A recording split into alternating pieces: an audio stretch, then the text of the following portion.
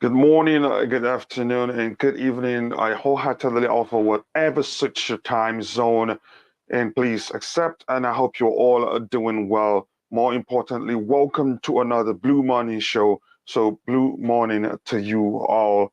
And today we have a lot to talk about. Today we'll start by talking about why the Saudis are the favorites to take over Chelsea. And we'll also do the same tomorrow for the Bolly group. For each group, we'll look at the advantages they have and the disadvantages that they have. But today, it will be all about the Saudis.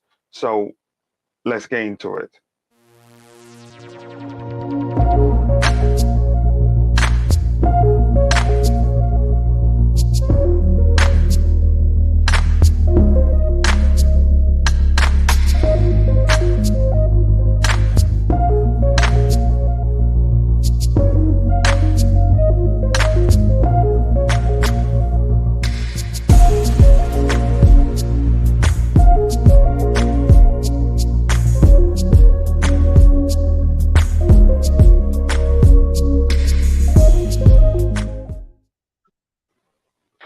Yes, Stav, how are you doing today, my friend? I'm fine, thank you. Same thing. Same every day. Any updates on the twists and turns in this sale process of the club from you? Yeah, you've got some in the chat already, in the live chat. Yeah, but let's hear from you. Okay, 1 second. Oh. Yeah, there's a new confirmed bid. Centricus, London-based, Cheney Capital and Talis Capital. 3 different companies, 4 people involved, all season ticket holders. Centricus have done work with UEFA and FIFA in the line of their business. I think it's some kind of data thing that they do, and they also have. I think it's Cheney Capital have. They control £40 billion worth of assets. So it's a big bid. It doesn't say how much. Okay. Go ahead. There's a guy called Jonathan Lowry, which is Cheney Capital, Bob Finch, Talis Capital, and 2 guys, Garth Hitchens from the Centricus, and the other guy's name, who's the CEO. He's Asian, I think. So yeah, before we continue, let me take some time to say welcome back to Chelsea Perspective to Matt, who started a new channel called Zvoli. It is a very, very good channel. I watched one of his latest shows. I think it was last night, or 6 minutes video. So, and if you haven't, please go check out the new channel. I will provide a link to the channel in the description section once the video is ready. Matt, welcome to Chelsea Perspective. Thanks, Coachila. Appreciate watching the video. Appreciate Stav as well. Saw him in the comments as well. Big up to you guys, and big up to having me on your show again. I mean, massive news again. You know, the news doesn't stop. As I was saying to a couple of journalists, you know, even though we've got football season, you know, there's a break. It's still no stopping news for Chelsea. We've got we've got Rudiger, and every day it's changing. I mean, today it's like now the Saudis are leading, and then yesterday it was more Nick Candy was leading. So every day it's changing. You know, and I mean, I'm loving it. I always love the different news, the different style. But at the end of the day, I'm always one the Saudis, like majority of us want. But yeah, we'll discuss all of that in today's stream. Yeah, it is an interesting ride indeed. The twists and turns makes it very interesting. But the good thing is that there are no shortage of buyers, and then it looks like there are even more people interested in buying the club than we were taught initially. There's a New Yorker. They say he doesn't just want to come public with it. There's also a rumored prince, and there's also a new group. I don't know if staff have talked about that already, comprised of season ticket holders. Stav, do you know anything about that? Yeah, the ones I've just spoke about. Oh, okay. Are they the ones? Yeah, they're all season ticket holders. Oh, okay. That's an All interesting four group. of them. And okay, with that, I want to say thank you for this coming from the Grintoff Oggs himself saying, "Oh, Charles Sibden perspective, my brother." Yeah, what a way to put it. I like that. Interesting. And if you haven't, please go check out Grintoff and also Global Fans channel. It is truly democracy there. I think you will like it. True fans channel indeed. And I want to say blue morning to everybody in the chat. Phrase, oh, nice to see you again, Tobago. Nice to see you, Sasuke Uchiha. Nice to see you, TCFC. Nice to see you, Matt himself. I've said hello. Sasuke and every other person. Let's have some fun, people, and talk about the club we all love so much. So, Matt, any update from your end? Latest I've heard regarding our ownership is that the Saudis, the bid was confirmed, and that the Turkish, I mean, this is a bit old, but the Turkish guy accidentally sent to the wrong email his bid. So that's why his bid didn't get confirmed, because he sent it to the wrong email, which, I mean, if you're going to send to the wrong email a bid, then you shouldn't be fit for Chelsea Football Club. So that's why the Turkish guy isn't in the official bidding stage of the Chelsea board. But obviously, as we know, is that Chelsea has been bought. We're gonna have owners. It's just depending on who's the owner. If you guys haven't caught up, but depending on today's news, the looking like the owners hasn't changed since yesterday. The only updates we've got is that the Saudis are now progressing to wanting to buy the football club. Before it was just more they bid it just for a little bit of not fun, but they weren't really serious. Now they're taking it very, very seriously, and they want to get to the number one spot because they know the competition they have, and they got big competition next to them. So that's the update for today. If you ask me, I'd say the Turkish guy was never serious. He was too loud for me, too outspoken for somebody who seriously wants to buy the club. I think there are things also he said also that was in the media that was, not aligned with the situation then. Something like he's met with Roman Abramovich and all that. And I think people on time realized maybe this guy he found the situation as an opportunity to gain more popularity, and I Yeah. think it worked for him because the truth is, most of us knew nothing about him until that the rumors that he wanted to buy Chelsea. But that's by the way, I think we should even stop talking about the guy and objectively look at why the Saudis may be the favorite and why they may not be the favorite, or why we think they will have an issue buying the club. So, if you, but Matt, from you like you said, you don't have any other updates, right? No, not really. That's pretty much it regarding the Okay. Saudis. Because as we knew, the news is recurring.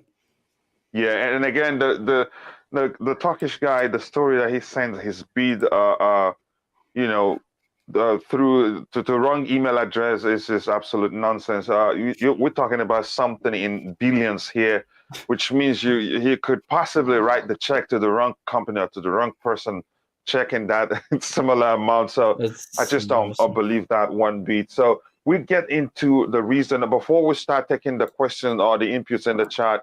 I don't know if this is an update. It looks more like it. It is driven by Centricur's co-founder Nizal Al Bassam and CEO Get Ritchie. They're working with hedge fund manager Jonathan Lowry of Chain Capital and Talis Capital, Bob Finch. Is this with regards to the season ticket holders or the Saudis? Anybody on the panel knows? Not sure who he's talking about. Nizar Al Bassam, Jonathan. I don't know who any of these names are actually. So maybe he will update us on who is this regards to. So I'll start with you, Matt. Why do you think the Saudis may be the favorite, or if you think they are the favorite, you let us know why you think so. I mean, I said on the video yesterday as well on my channel that the realistic standpoint is that the government are the ones that are choosing who is going to get Chelsea, and it's the highest bidder wins. It's an auction.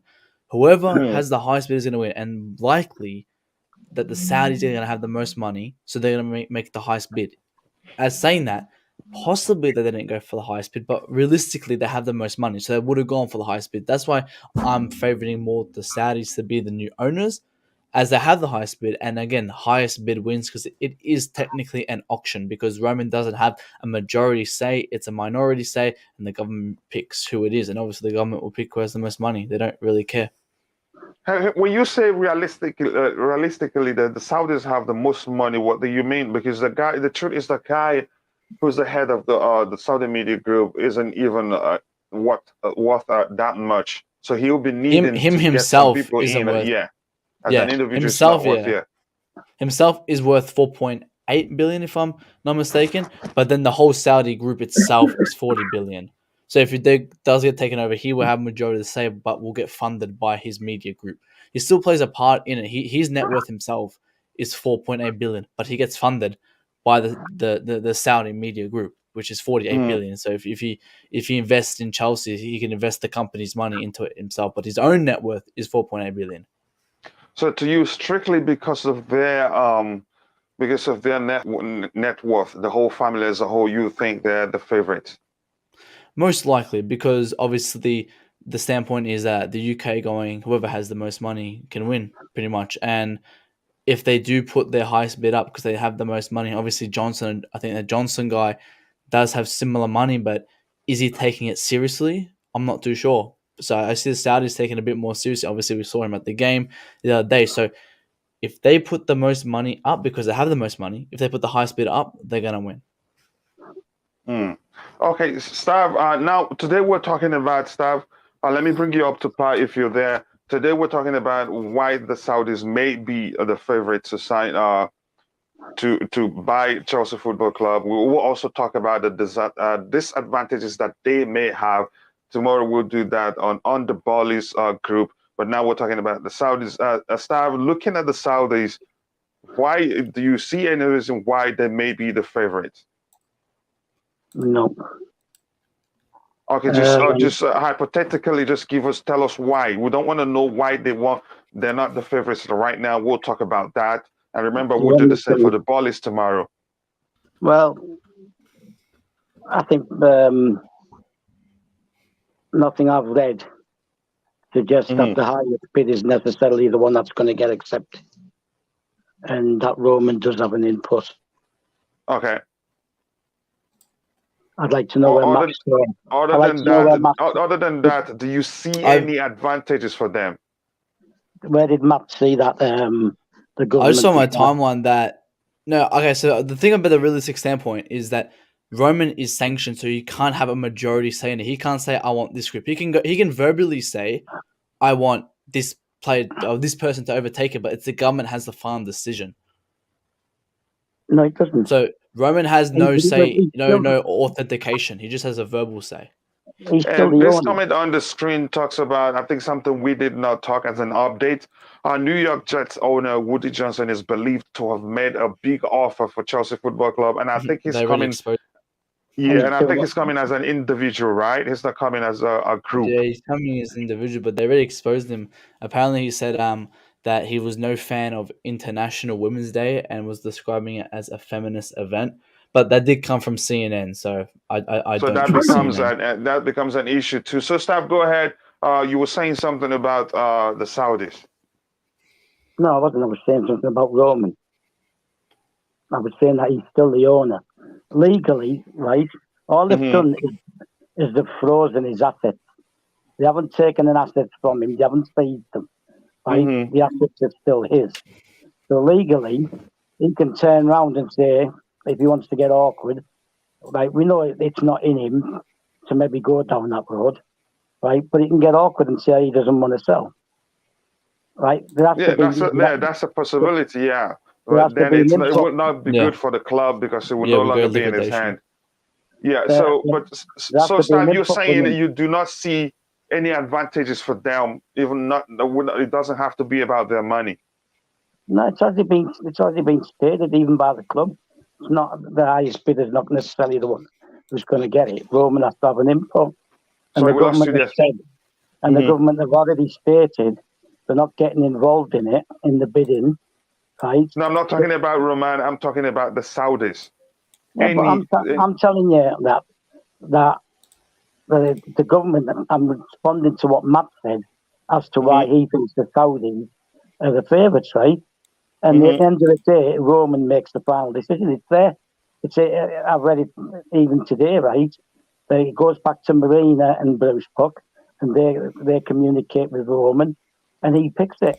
And then it has to be presented to the government. Now, the government can turn around and say they're not suitable, they're not satisfactory, or whatever, right? But they've publicly stated, right, that they're not getting involved in that part of the process. All they care about is that the money doesn't go to Roman, and that they're not even going to be involved in the checks. The checks are going to be done by the the EPL, right?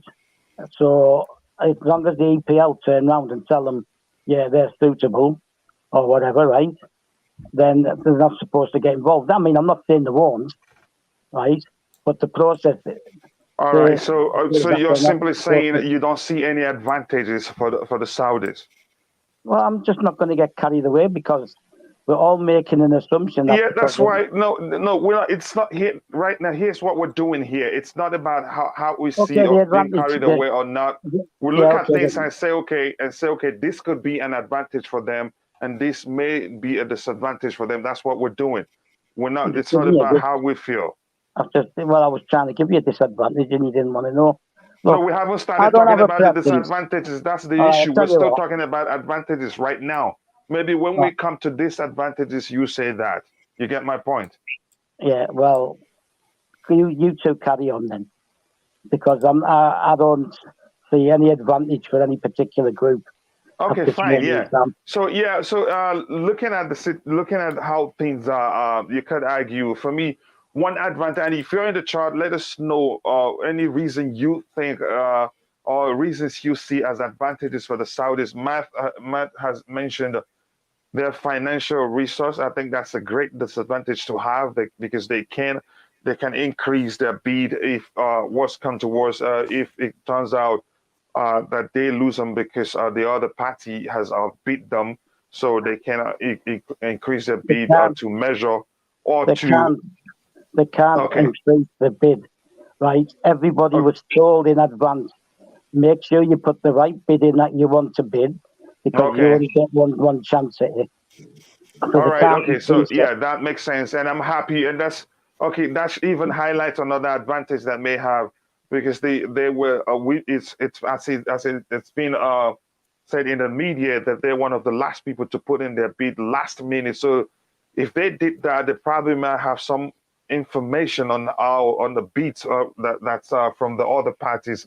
So, but that's, by the way, one advantage I'm seeing is the relationship between the Saudi government and the British government, whether we like it or not. Although it's not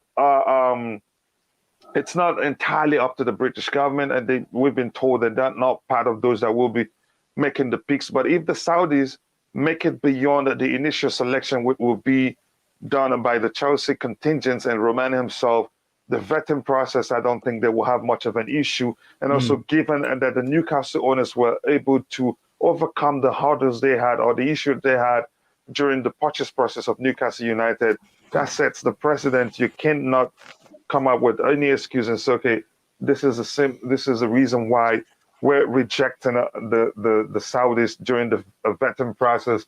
I think, is there any other thing I had in mind? I think, yes, another factor being, let's assume, hypothetically, that the statement that Roman will be reluctant to sell to any buyer that's from any club, from any country that has sanctioned Russian oligarchs. If that is true, if it is true. To me, I don't know if it's true, and I don't think it's true. Let's assume it is true, then it will be an advantage for the Saudis, given that Roman has the final say, as we've been told. Then he will most definitely pick the Saudis because the Saudis hasn't sanctioned the Russian oligarchs. So, what do you think, Matt? About what, the Russian oligarch? Yeah, no, about that's what I just explained as an advantage for the Saudis. I don't understand. What do you mean the Russian oligarch is an advantage for the Saudis?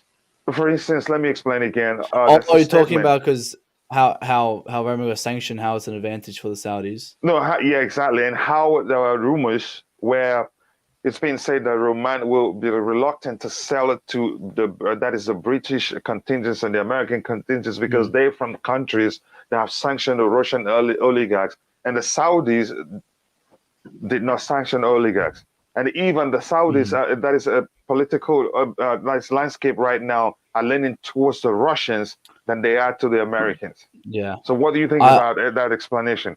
Yeah, no, I heard the news yesterday about Roman coming out saying he doesn't want these specific types of owners. I was a bit concerned because I was shocked that Roman will come out and say something publicly, so I'm not possibly believing it too much. And I think Daily Mail or Mail Sport, one of them, tweeted it out. So I wouldn't believe it too much. But if it is true, so hypothetically it is true, then I mean we're gonna support his decision at the end of the day. If he has a part in it, like people are saying, then he does pick who's who. And I don't see him doing that because, if he was to say that, then he would be favoritizing the Russian side, and obviously he doesn't want more publicity towards him, portraying him to be on the Russian side. He wants to be what the media is kind of telling him and be neutral, be on both sides but favor Ukraine. Obviously, that's why he donated all that money to the Ukraine support. I'm not sure if that's gone through yet, but again, I don't think it's true. I don't think he would say anything like that because, again, that will ruin himself and his reputation even more. Okay. Any disadvantages on their end? Do you think there's any?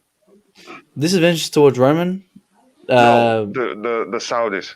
Oh, no, not really, because, again, Saudis have always been that people, like, they'll be thrown at stuff, but, like, people wouldn't do anything about it. It's like, we've seen from the Newcastle owners and this and that. They'll be thrown with allegations left, right, center, but they don't take it to heart. They literally just move on and then people forget about it. So I don't think anyone would really give a flying F if the Saudis did anything towards support of Russia or did this and that, because no one ever cares. They always just have a blind light to the Saudis every single time. So I don't think the Saudis will care. So I don't think it's a disadvantage. Yeah, one of the issues that were raised was the Saudis' record for women. I think it was Matt from Worldwide Chess that also raised that issue in the chat here the other day. But the fact is, the Saudis' treatment, the record on how they treat women has changed significantly, even for the country and overall. And the Saudi Media Group in question, they're one of those that is, in particular, one of those pioneering the change in how women are treated in Saudi Arabia. I think it's gotten better. And with that, I think it's important that we look at this topic here. Let me see. I think my screen is frozen, but I don't know if you guys can still hear me. Oh, you're back. Okay, this is what I wanted to show here. This from CFC Delhi, which says Saudi Media Group employs a large number of women, while the country has made a reform that have resulted in the female share of the workforce increasing to 33.2%. That's a huge improvement to what it was before, to what has led to the global community complaining about the treatment of women. So that, to me, may still be a disadvantage because people are still talking about it. And there's something else that Stav alluded to the other day, something about conflicts of interest, given that the Saudis already own Newcastle United, and for this Saudi group to also own Chelsea Football Club could be an issue for UEFA and the Premier League. Stav, can you go ahead and talk about that? The fact that they're getting funding. Can you hear me? Yes. Yeah. Right. The fact that they're getting funding from the government then makes a conflict of interest, right? Because some clubs are now looking for any excuse to have a go at this, and that will be raised. And so, because they do get funding, might have been better if they'd come in with a bid through the family as a family rather than through the media group, because then nobody can point that at them. The whole thing's a minefield. I'd like to give loads and loads of positives for every single bid, but the whole issue's a minefield. And I did read that the government might have an issue with them going in as well with a bid. Obviously, if they put a bid in, maybe they've sorted out the issue that the government might have had. But there are clubs that still have a problem with the Newcastle owners that didn't want them, and there's other groups that still have an issue with Newcastle. And at the end of the day, we don't equate the media group as having that much of an attraction to the British government for the reasons I've explained before as well. Okay? They didn't get involved in that. They were asked to get involved, and Boris Johnson said, no, it's nothing to do with us. But that was because he has his own benefits he wouldn't be getting from the media group. Like I say, it's a minefield. They were supposed to name the shortlist today at some point. So you're going to know by sometime today, hopefully, how you should be doing the programs, because you'll have a shortlist. At the moment, there's only been 5 named, and plus the guy who's got the one that Matt mentioned, who's going on his own. With I think is it basketball team or something? Williams or Johnson. Johnson's his name is from the New York Jets. Yeah, but he's the heir to Johnson, which is worth billions. But the guy's like 70 something, I think. So whether he gets that business to himself, I don't know. But I don't know. The whole thing's a minefield. Every bid has a plus points and a negative points, right? And I just don't want to get too carried away with the size of the family's fortune.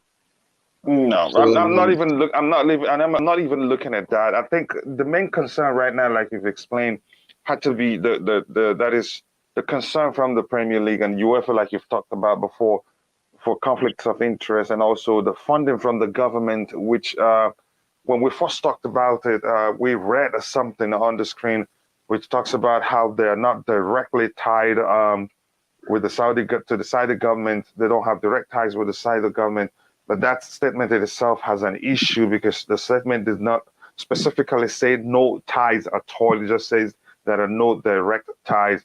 And I learned from you there's hardly a company of such size in Saudi Arabia that's not doesn't receive subsidiaries, or how did you phrase it, from the Saudi government. Yeah, exactly. So, but it's the media groups that get the subsidies because the government want their media groups to promote the government. The whole thing, like at the end of the day, right? Not so much from the Saudi Media Group because he's a Chelsea fan, right? But the group that bought Newcastle, it's all about improving their image around the world. That's what it's about. There's another one another bid that's in the Broughton one with Sebco.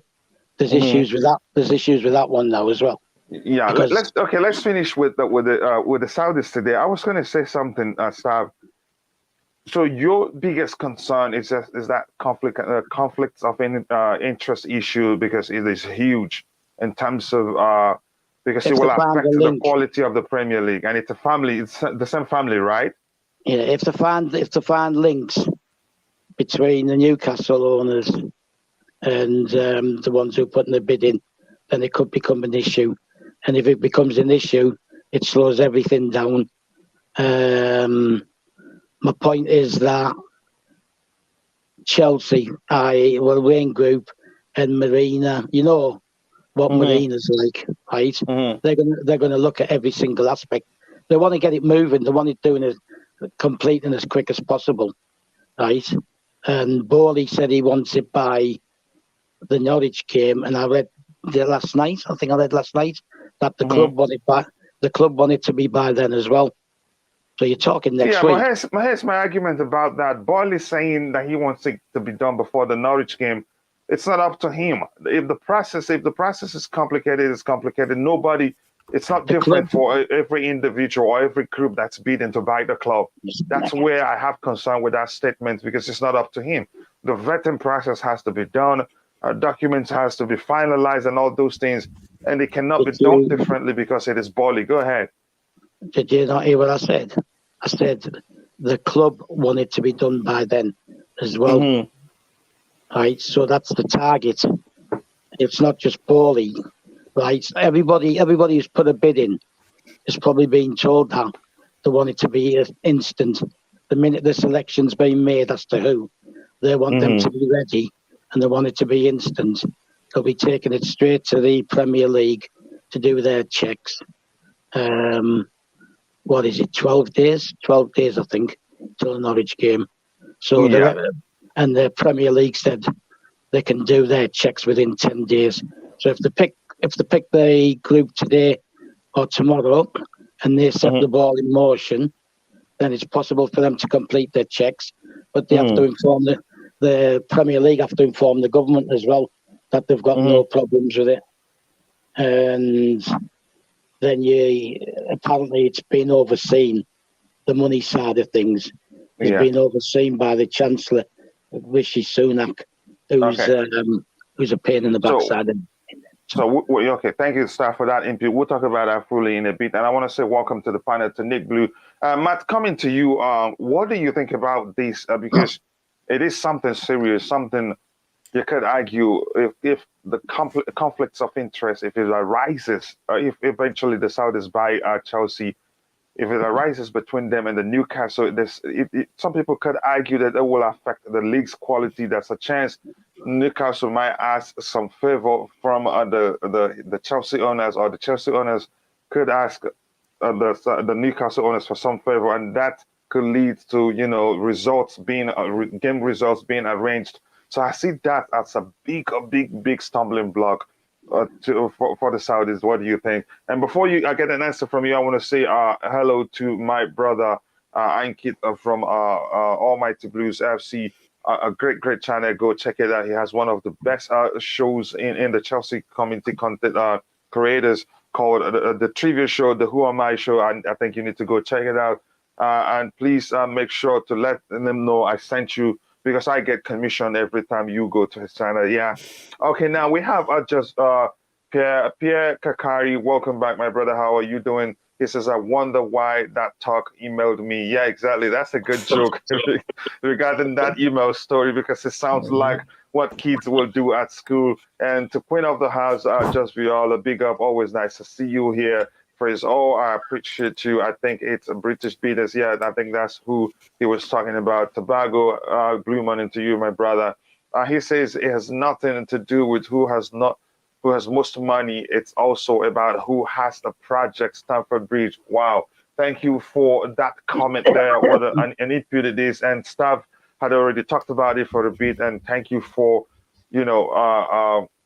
highlighting that the importance that it's not about who has the most money. And again, it's important to also talk about, if we Chelsea fans, our preference are the Saudis, because we believe they have the most money. But we must learn that they can't spend that much either. There are limits to how much you can inject into the club because of the financial fair play rule, which has been tightened even more. They're making it even more difficult for rich owners to overspend. The clubs that are not that much rich. So if you spend too much, you pay luxury tax. So thank you for that input, that from a phrase. Oh, and also Sasuke Uchiha says 4.8 billion Australian Americans, 1.5 or something. Okay, thank you for that update. There's also, it's about money and his plans for Chelsea Football Club. Where money comes in is for the future. We don't want people to borrow money, and then in a few years we'll start hearing the argument that they don't have money, and then it becomes an issue. I think Stav will better explain that later, how the groups that don't have enough money could become an issue in the future. Tobago, thank you for saying that. And then Kristen David, nice to see you here. First, I saw your comment in one of the old videos. You are welcome to the channel, and feel free to express yourself, and we'll be looking at the comments one by one. So Matt, I'll let you go, then we'll continue with the comment later. I don't know if you recall my question, how that could be a big issue. Go ahead. I mean, I remember saying this a couple of weeks ago that it's either two reasons. Number one, that they have friendly competition where they, they kind of beat who has the highest teams, who has the highest leaderboard, who has the best players, which in that sense will be very good for us. Friendly competition is always good. It's an easier way to progress. But from the Saudis, obviously they're not legally connected, but ethically they are kind of all binding towards each other. They all kind of relate to one government. They're all to one person. They're all kind of focused to one group, and that is the Saudi government. So there could be some conflict between them in the sense that, obviously, as you said, and you mentioned that maybe if Newcastle start winning, and so if Chelsea start winning and Newcastle start losing, then maybe Newcastle might apply some sanctions onto the Chelsea owners because the Newcastle owners are a higher authority than the if Chelsea owners, if we do get them. So it's going to be very difficult, and that's the Can I one reason add something quickly? Two you things go you on. said, two great stuff right now. Ethically they are connected, right? And that Mm, word ethics is where I'm concerned really. And thanks for Stav for bringing that up because it is difficult. And given that the Newcastle owners are higher authorities, they have deeper. The fact is, they're Saudis overall. They have deeper connections within Saudi Arabia that we do not know about.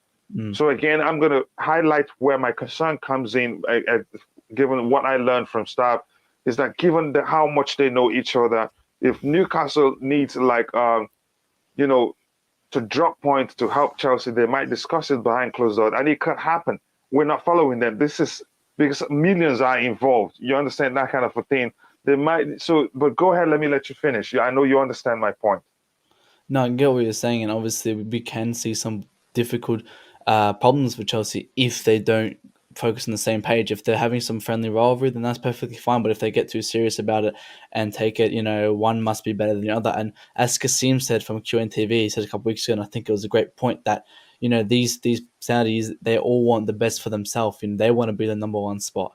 If these people who are lower than the Newcastle owners are in the number one spot, the Newcastle owners are not going to be happy with that. They don't want to be number second. They want to be number first. And that's the Saudi Hmm. mentality that they have. Hmm. So it's going to be depending on who comes in and who will run it. And then we'll figure out once if they come over, which is a bad idea. And that's the only reason I'm not really going towards the Saudis. That's the one that puts me off a bit. Even though they got the money, that's the only thing I'm not really happy about. But I'm not too worried though. Yeah, yeah, indeed. I get your point. It is a big issue indeed, and I want to say thank you very much to staff for bringing it up. He didn't see any advantage. At least he sees a disadvantage that is going to be a huge issue, and at such level of dealings in terms of selling a club, I think it will be a big problem. I don't know what they saw that made them think that it will not be an issue. Nick Blue, welcome to the panel. So now to you, Nick. Do you think conflicts of interest will be a big issue or a stumbling block for the Saudis?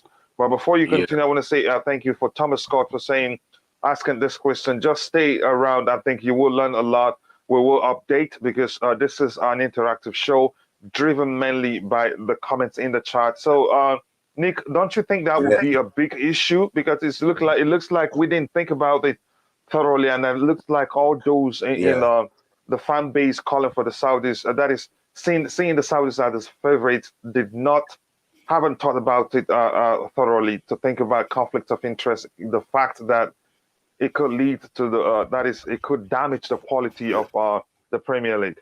Yeah, I know what you're saying, but I don't think that will happen. And if something like that did happen, people will have a clue what's going on, and they will throw Chelsea and Newcastle out of the league. Things don't happen like that in the Premiership, in the Mm. English league. It happens abroad, yes, but it doesn't happen here. So get that out of your minds, because But that's a here's load the of thing, rubbish. Nick. Here's Let, the thing. I'll let you let, let, continue. let me If you let finish. them So let me buy it, finish. you're leaving room for Right? it to happen. Go ahead. Yeah. No, I don't believe in that. They won't let a thing like that happen. That's all. That's been talked because they don't want the Saudis involved with Hmm. Chelsea. Some people, the people who's on the media, all the speculation. That's rubbish. Plus, I want to mention that Woody Johnson, racist, and Hmm. he's been said to have been sexual contacts, sexual harassment with young girls. Another Which thing. of them, So I Woody? don't know who. Yeah, another one. Forget that idiot. He won't have a chance. And Sebastian Coe, he's been blocked out. He's been thrown out already. So I don't know where you lot are getting all your stories from. And this No, about this the is not. shortlist. No. Let me. Do you want me to explain further? I would do that. Yeah, go on. The issue we have with the sign. Thank you to Stav for raising that. I think I'll let Stav come in again to talk about it, because today we're talking about the Saudi Arabia, why they may be the favorites and why they may not be the favorite. Well, that is the I'll tell you one of the disadvantages they will have. favorites. One of them being, as Stav explained, conflicts of interest, which Yeah, UEFA but will also they- look at and they- be concerned about, because They these are guys the are from the same favourites. They're country, the favourites. almost. Yes, go ahead. They're the favourites because they have a good plan for Chelsea. First, they want to rebuild Stamford Bridge. Then, they're more likely to keep Marina in check. They are running the club. And there's a lot of things. This is what you hear. I don't know where Stav heard about that. I'm very interested to find No, it's out. not about. This is common sense. This is common sense. Yeah, but It's that's not common sense. That's a lot of rubbish. I don't know how you believe, Coach. All right. You believe Okay. this thing. Stav, can you come in? Stav, can you come in now and let us know how big of a problem is this right now for them? Look, right. My choice would have been the Saudis originally, but at that time I've read other stuff, right? I told you yesterday, right, that I spend every half hour. I go onto the internet and I refresh all me news links and everything, right, and catch up on updated stuff, right. Now, the Matthew Broughton one, who's a Chelsea season ticket holder, the guy who used to be Liverpool's chairman, right? Yeah. Now, he's put a bid in with Sebastian Coe. Now, there's an issue with Sebastian Coe, right? Because his company has had dealings with a Russian oligarch, right? Now, so they've looked elsewhere, and there's some British investment and there's some American investment. And some of the British investments, right, which haven't been clarified, are believed to have investments in Crystal Palace, conflict of interest, right? I told you the other day as well, yesterday I think it was, that the guy who went into Newcastle United, right? There's a Saudi Arabians, there's Amanda Staveley, and there's another guy whose name escapes me. I think he's Iranian or Italian or something. He's got a foreign name, right? And he was interested in going in and making a bid for Chelsea, but that would be conflict of interest. And the Saudis told him, "You're in with us, you're staying with us. You can't just leave," right? So obviously he's committed because he signed a contract to be one of the shareholders and owners, right? So he can't just drop it. Now he can pull out, but it takes time to pull out of his contract with them, right? And that would slow the whole process down. So conflict of interest isn't a load of rubbish, right? The Saudi Media Group, right? Listen, Nick, right? The Saudi Media Group received funding from the government, right, which is Newcastle United's owners, okay? If you're receiving funding and if somebody wants to put a complaint in that you're colluding with each other, for example, that'll be investigated for starters. But it's going to be investigated before we even go into it. When they do the EPL do their checks of suitability, that's going to come up, right? So it's not stupid, right? It's not daft, right? That'll come up when the EPL do their checks, okay? And then now that we're being watched by UEFA as well, they're going to want to know that the people who are coming in don't have conflicts of interest. It's not stupid, right? Yeah, I know what you're saying. Yeah, I know it's not stupid, but they're going to look into that. They can't let that thing, let it happen. They will see, in a way, Yes. same family and all that. I understand, but it just won't happen. I still say that they're favourites. Nick, here's my point here. I get your point too. Believe me. The truth is, at this level, you don't leave a room for it to happen in the first place. The moment you leave room for it to happen, it's going to happen someday. Yep. So the only way to stop it will be not to leave room for it to happen, which look means at every single it will be thing, difficult. we are going to get an owner. Every owner has, like Stav said, they've got their good points and their bad points. Every single one, even Roman had. So they're going to look into it, all right, but they can't tell the Saudis we can't have you because of this reason. They're never going to say that. They're never going to say that. The fact is, we have smart people that is facilitating the process. That if that is going to be a huge issue, they're not going to even accept their bid, let alone them going through the vetting process. But that's, by the way.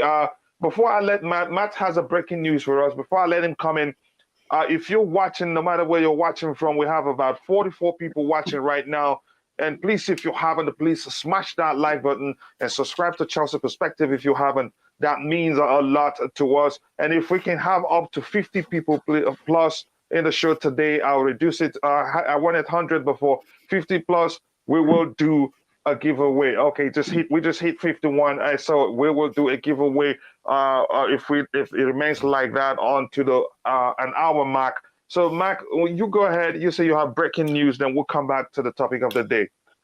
Yeah, so it was a bit of Nizar Cancelo who kind of made a little comment, but it goes a long way, where you said before, Coachila, that they did have a bid an hour before the deadline day, which means that Nizar Cancelo, someone asked, is Saudi news going to be coming to Chelsea? They're going to be a bid. And they go, he said, we're just waiting for them to confirm if they are a preferred bidder or not, which means that they have had a bid, but are they taking it seriously? I said 15 minutes ago that I assume they're going to be taking it seriously, but by looks of it now, they've had a bid, they have the bid in, but are they going to be taking it seriously, and are they going to be a preferred bidder in his eyes? So not likely that they're leading the race right now, because they haven't even accepted that they are in the race. They put their bid in, but they haven't gone into the second stage. They haven't been gone seriously into the second stage. So they're still, I think, waiting and being clearanced on the first stage to enter the second stage, if you guys get that analogy. So, that's the breaking news just from Nizar Cancelo. So it means that I don't think the Saudis are leading at this very moment. But again, they are 3 to 4 hours behind, even maybe days, these journalists, and maybe by now they will be in the second stage. But again, every day is changing. Who's leading, man? Thank you very much for that. A great update, Matt. I appreciate you doing that. Yeah, go ahead. They haven't got a clue. I don't know why you believe in this media. They haven't got a clue. We don't know. No. Let me explain this. This is not about the media. This is something that is there for us to look at and consider. There's a chance it will become an issue for them. But go ahead, Nick. Hold on. I think so. If the Saudis are not the favourites, who's the favourites? If anyone knows. No, not saying who's the favourites. It's saying that they are waiting to confirm if they are a preferred bidder or not. So it means they're not as in the final stage of these other bidders. I assume they're still in clearance. All right, yeah, it could be true. We don't know. That's the thing. Again, I'm not making the news. Yeah, we don't know really. But I know you know. That's just a little update there. Yeah. Now your news is good. You're very sensible. You always talk good. It's not you I'm talking about. It's about all these Matt Law, Kinsella, the rest of them. They all have their thing, agenda. A lot of them with trying to make Chelsea look worse. That's what I'm talking about. But we don't really know. But I still personally think, because from the guy who told me, I do believe what he's saying. That's why I'm saying Saudis are favourites. That's only what I'm, That's what I'm saying as well. I still think Saudis are favourites as well. Yeah, you did, yeah. So let's hope we get it on quick, because we need to, sort this out and get the fans back in the stadium. It's crazy. Okay. Yeah, so let's quickly breeze through the chat, and then I'll let Tobago come in. Tobago, always good to have you on the panel. And Matt, again, thank you very much for that update. And if anybody on the panel has an update, just let me know, or you can come in with this. Stav, you're allowed to do that. Fraser says highest bidder wouldn't be accepted. It's been said by top journalists. And also, I think it's not about the bidders. Thank you again, Fraser, for that comment. It's about the project overall, the plans you have, what you would do with the club if you take over. And my brother Ankit here says hit the like button. Thank you very much for saying that, brother. And Just Viola says yes, Tobago. Okay, this just talking, the Queen of the House talking with Tobago. Woody Johnson, another racist. Yeah, well, that's a topic for another day. I learned that today. Was it from, I think it was from Nick Blue. Thank you again for that. Yes, he is. Oh, people agrees with him. Viola, okay. He's been alleged to be racist. He was Donald Trump's ambassador as well. You know, and Terrence... Yeah, and Terrence Gusta says we don't want Woody anymore. Saudi is much better and have more money to pay the players. Again, we've established before, it doesn't matter how much you have. There are other factors to consider, like the project you have, the plan you have if you take over the club overall. Those things come into play, not just about your money. And after all, that you can't spend that much even if you buy that club because of the financial fair play rule, which has been tightened even more. If you spend some amount of money, you pay what is called luxury tax, and it's so difficult to overcome that you won't even risk spending that much money. Saudi or Todd will do more. Yeah, there's an issue with the Todd Bowley group. Okay, Todd Bowley is teaming up with Mr. Weiss. That's my second choice. This any question here? Okay, I'll be looking for more inputs here for us to look. Can I Chris? Yeah, go ahead, Stav. Can I just clarify what Matt was saying, right? Or try and put it into context, right? Everyone put their bids in on Friday, okay? It then gets shortlisted, right? They cut down the list of bids down to the preferred 3 or 4, okay? And now, that happens today. And that's what they're saying, that they want it to happen today because the club want it to be quick as well. Okay, right? And that's another one of my points about the conflict of interest. If the club, right, or Raine finds that there's a conflict of interest in their eyes, they might not accept the bid because they want it to be quick, right? So the one they choose that they're going to present to the EPL to do their checks has to be crystal clear, right? Clean. No conflict, no involvement with other clubs or anything, and have the best project, right, as well. That they're adhering to everything that Roman wants them to do, i.e. the academy, the women's team, the stadium, and all that stuff, right? And obviously they've got to invest in the squad as well, okay? So that's what Matt's probably talking about, is that they've not heard if they're on the short list, okay? So it's highly unlikely any of them are going to be told they're on the short list. That'll be just in Raine's hands. They'll discuss it with Marina and Roman, what they've shortlisted, right? And then Roman chooses. They may or they may not inform the companies that they're being shortlisted. But I don't really see that happening because they want the process to be quick. So they're probably just going to do it and contact the one who's won the bid, and then move it on from there. So I'm assuming that they've like kind of cut down, like they cut down the preferred. Now there's maybe 5, 6 instead of like the 18 that there was an assumption of bids. Yep. Yeah, okay, let me quickly catch up with the comments. Then I'll let you continue. I think the Frizz here says the problem isn't about advantage. The problem is Stamford Bridge proposal as well. That's what Roman want to see. Thank you very much for that input. That's why I always like to see you in the chat. And again, big up to the Queen here, making sure we have everything clean in the chat. Just Viola, I appreciate you so much. You don't know how much your presence means to me whenever you're around. And Fraser says Stamford Bridge upgrade will be the big key to who's gonna be the owner. That makes great sense. I think Stav, I'll let you talk about that in a bit. Any other comments here that we want to talk about? Fraser says, I'm not a fan of Todd Bowley. His proposal was 500 million to 1 billion upgrade Stamford Bridge when top journalists said it's going to cost over 1.5 billion. So that doesn't really make sense. to 2 billion upgrade Stamford Bridge. Stav, can you talk about this quickly? Yeah, the thing with the stadium is right. We had the same problem in the 70s. That's why we ended up in debt, right? We were going to do the 1 second, please. And then. if you are in the chat, don't feel like I'm skipping your comments. If it is something you want us to talk about, I'm highlighting it, and we'll be picking them up one by one and talk about them. Go ahead, Stav. Yeah. So back then, they were supposed to develop the whole stadium. They started with the East Stand, which is a stand where the teams come out of, right? But there was a recession in the UK, and by the time they actually built the stand, it tripled in what they were expecting to pay for it. Now, as we know, the world's in a bit of a mire now as well, thanks to COVID, thanks to everything else, right? So obviously it's gone up in costs. Now, I saw the plans. I'm pretty sure everybody has. Right? I didn't particularly like them, to be honest. That's just my personal opinion. The joke was that it looks like a toilet seat. Yeah, and also, well, I thought it looked like a multi-story car park, the outside of a multi-story car park. Right?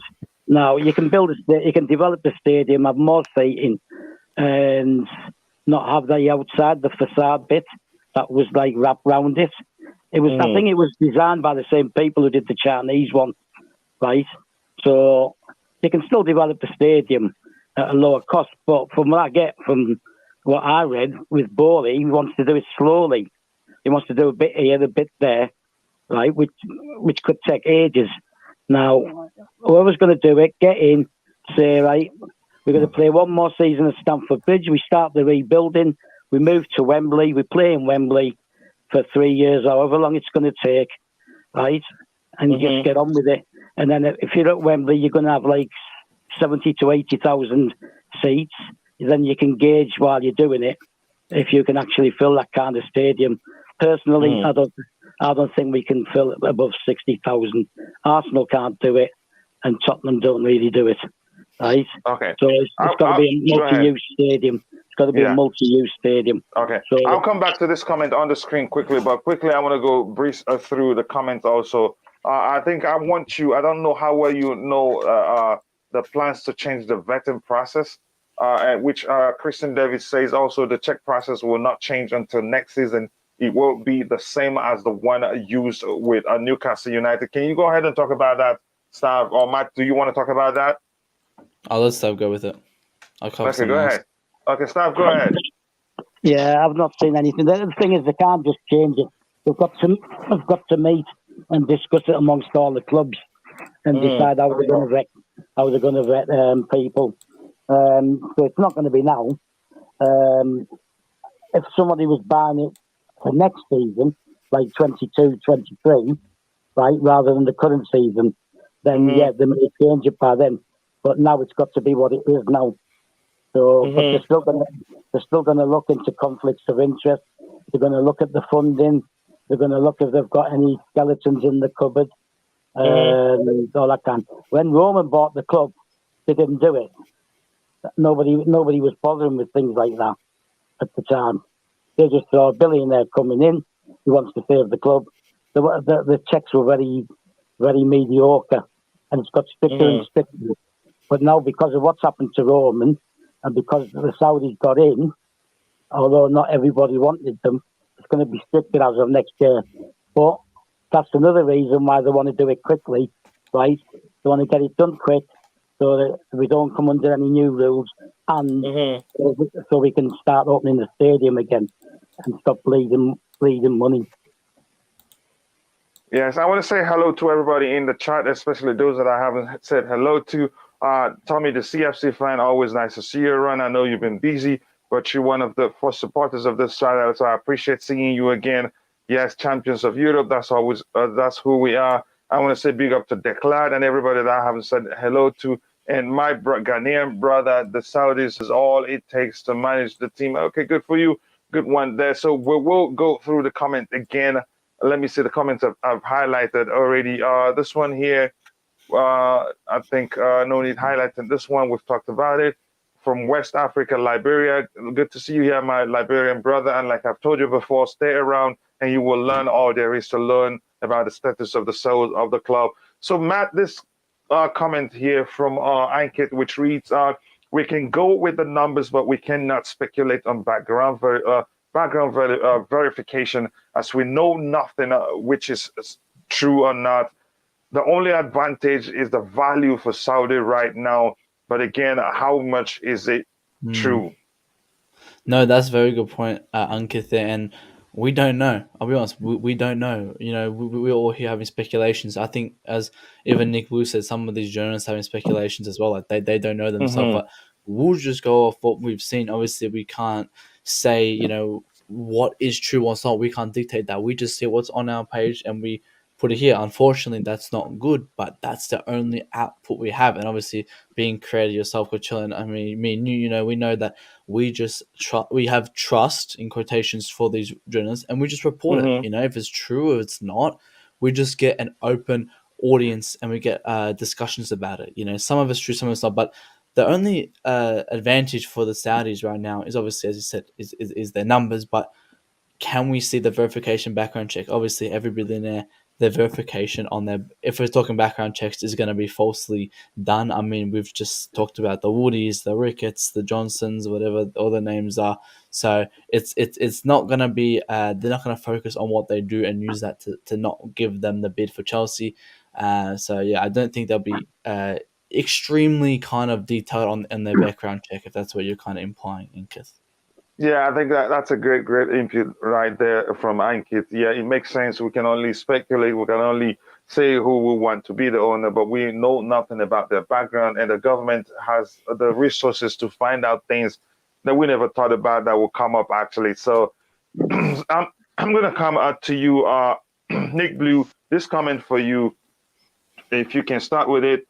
I don't know if Stav has anything to say about it. That's fine. Fraser says we need an owner who can make sure Stamford Bridge gets 60k capacity. For me, it has to be an owner who has a better budget than 1 billion. So he's probably talking about Nick Bolly's plan to expand, renovate the stadium with 500 million, which isn't enough, like he's said before. So over to you, Nick Blue. What do you think? What Fraser's saying is completely right. You know, whoever comes in, the main priority is to make Stamford Bridge at least 60,000 capacity. You know, like Roman planned before. He planned to start rebuilding, and we were going to move to Wembley, like Stav said, for 3 years. It was going to take 3 years to rebuild the stadium. So I just want the same. I just want someone who come in. And because the Saudis, are the richest out of this all this lot, they have more chance. And they said it. They said they want to rebuild Chelsea. They want to make it a bigger fan base in the Arab world. They've said a lot of good things. That's why I'm backing them, and I prefer them. And and not only that, they're going to put money into the women's team in Lone Army, in Cobham. They said all these things. So all right, a lot of other people said it, but they don't fit They don't fit right for me. Like Bowley, the Ricketts. Ricketts is another racist. Like Johnson. We don't need them sort of people. And I understand your point. We need an owner that can change stuff. Yeah, and Roman is strictly against that, as we know. We, chose to make every endeavor. How much they changed the club, because before, in the old days, we were a national front team, fan base. We didn't want to see any black players.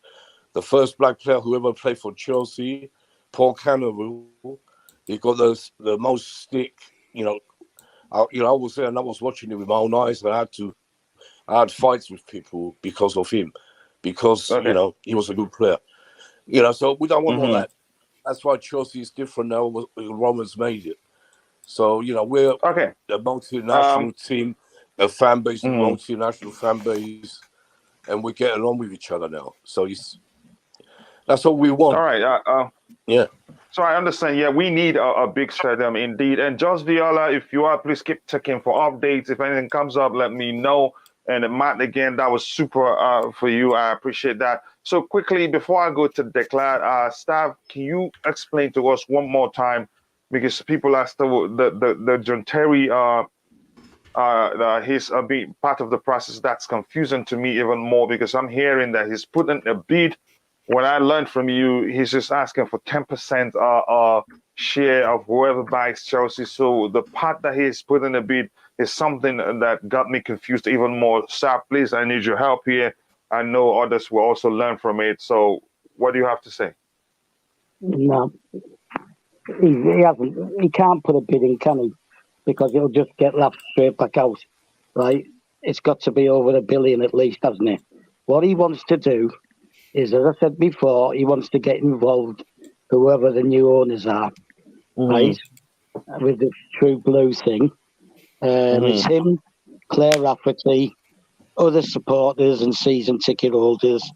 And what they want to do is they want to get 10%, and then they want to sell shares, right, up for £100 to normal supporters, and then they'll have their own little thing where they have their meetings, and then they decide, they talk together, and then they go back to the main owners, right, and they say, right, this is what the supporters have said, what they would like, etc., etc. I don't know whether, I'm not sure if that's a good idea or not, but it depends who's going to talk, who's going to speak for these people.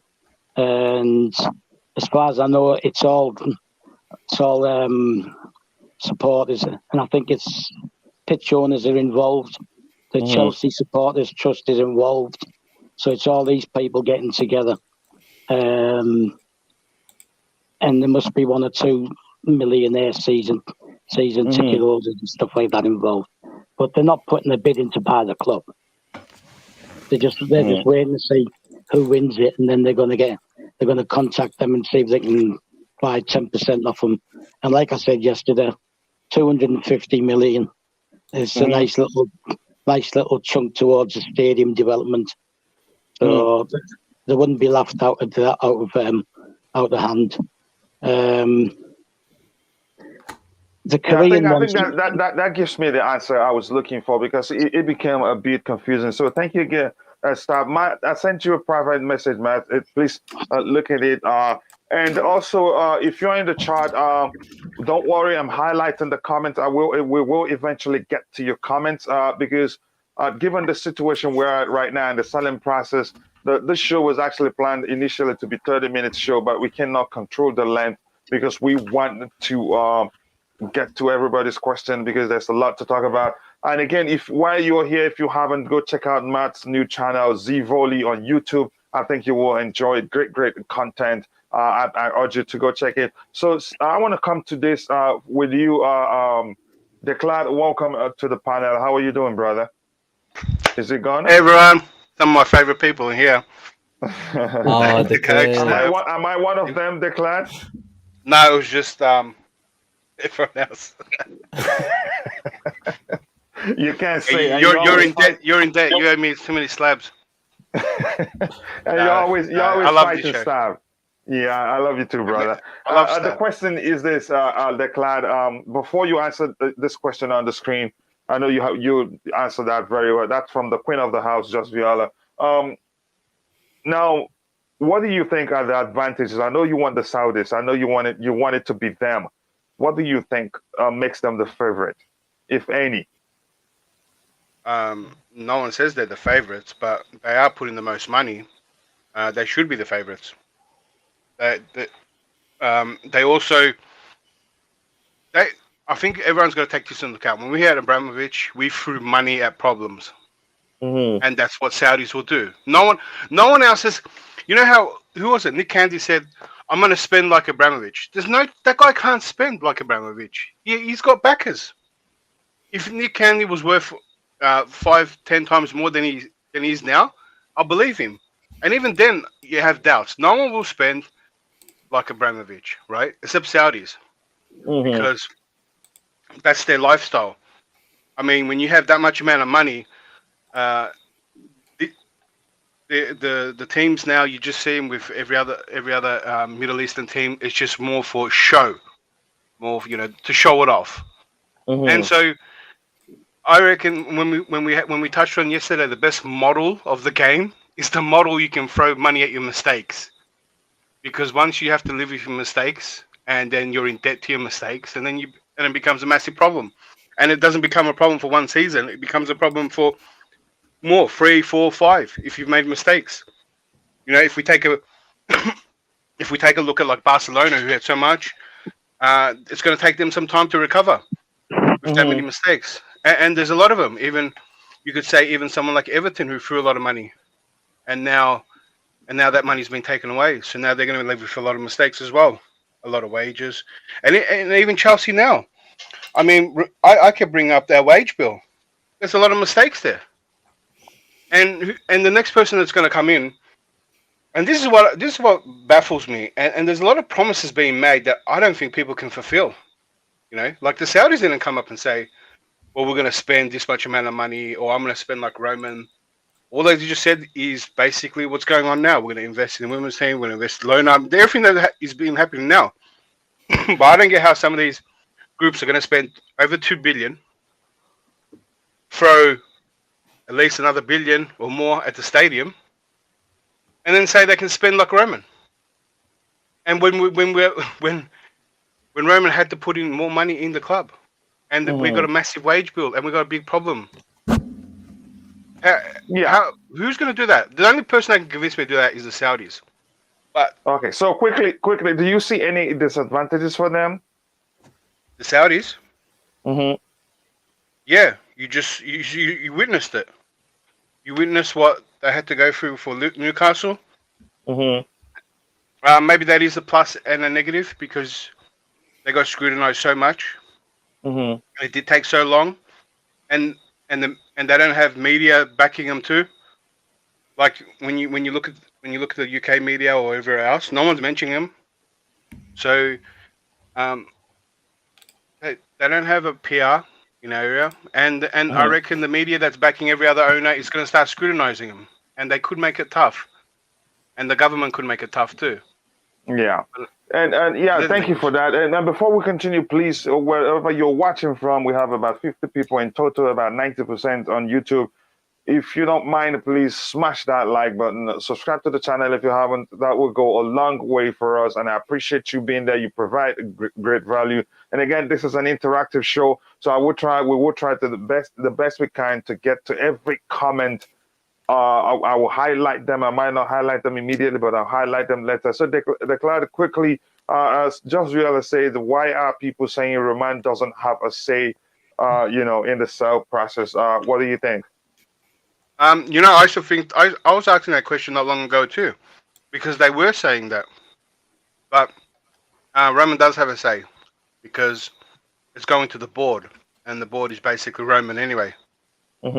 So the board get to choose, and then they take it to the government. I was just worried that the government can play some dirty game, and if they give the Saudis and they go, no, we're not going to, they're not going to approve whoever Chelsea wants.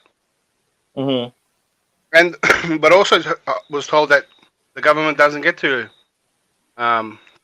approve. They just worried about where the money goes, and that's all that was on their end. So Roman does get a say, but whether someone else can interfere, it's a different story. Okay, that makes great sense. I want to go straight to this comment right here. Stav, I'll bring that to your desk. It says, rumor says Abramovich will veto the ownership from the country who sanctioned him.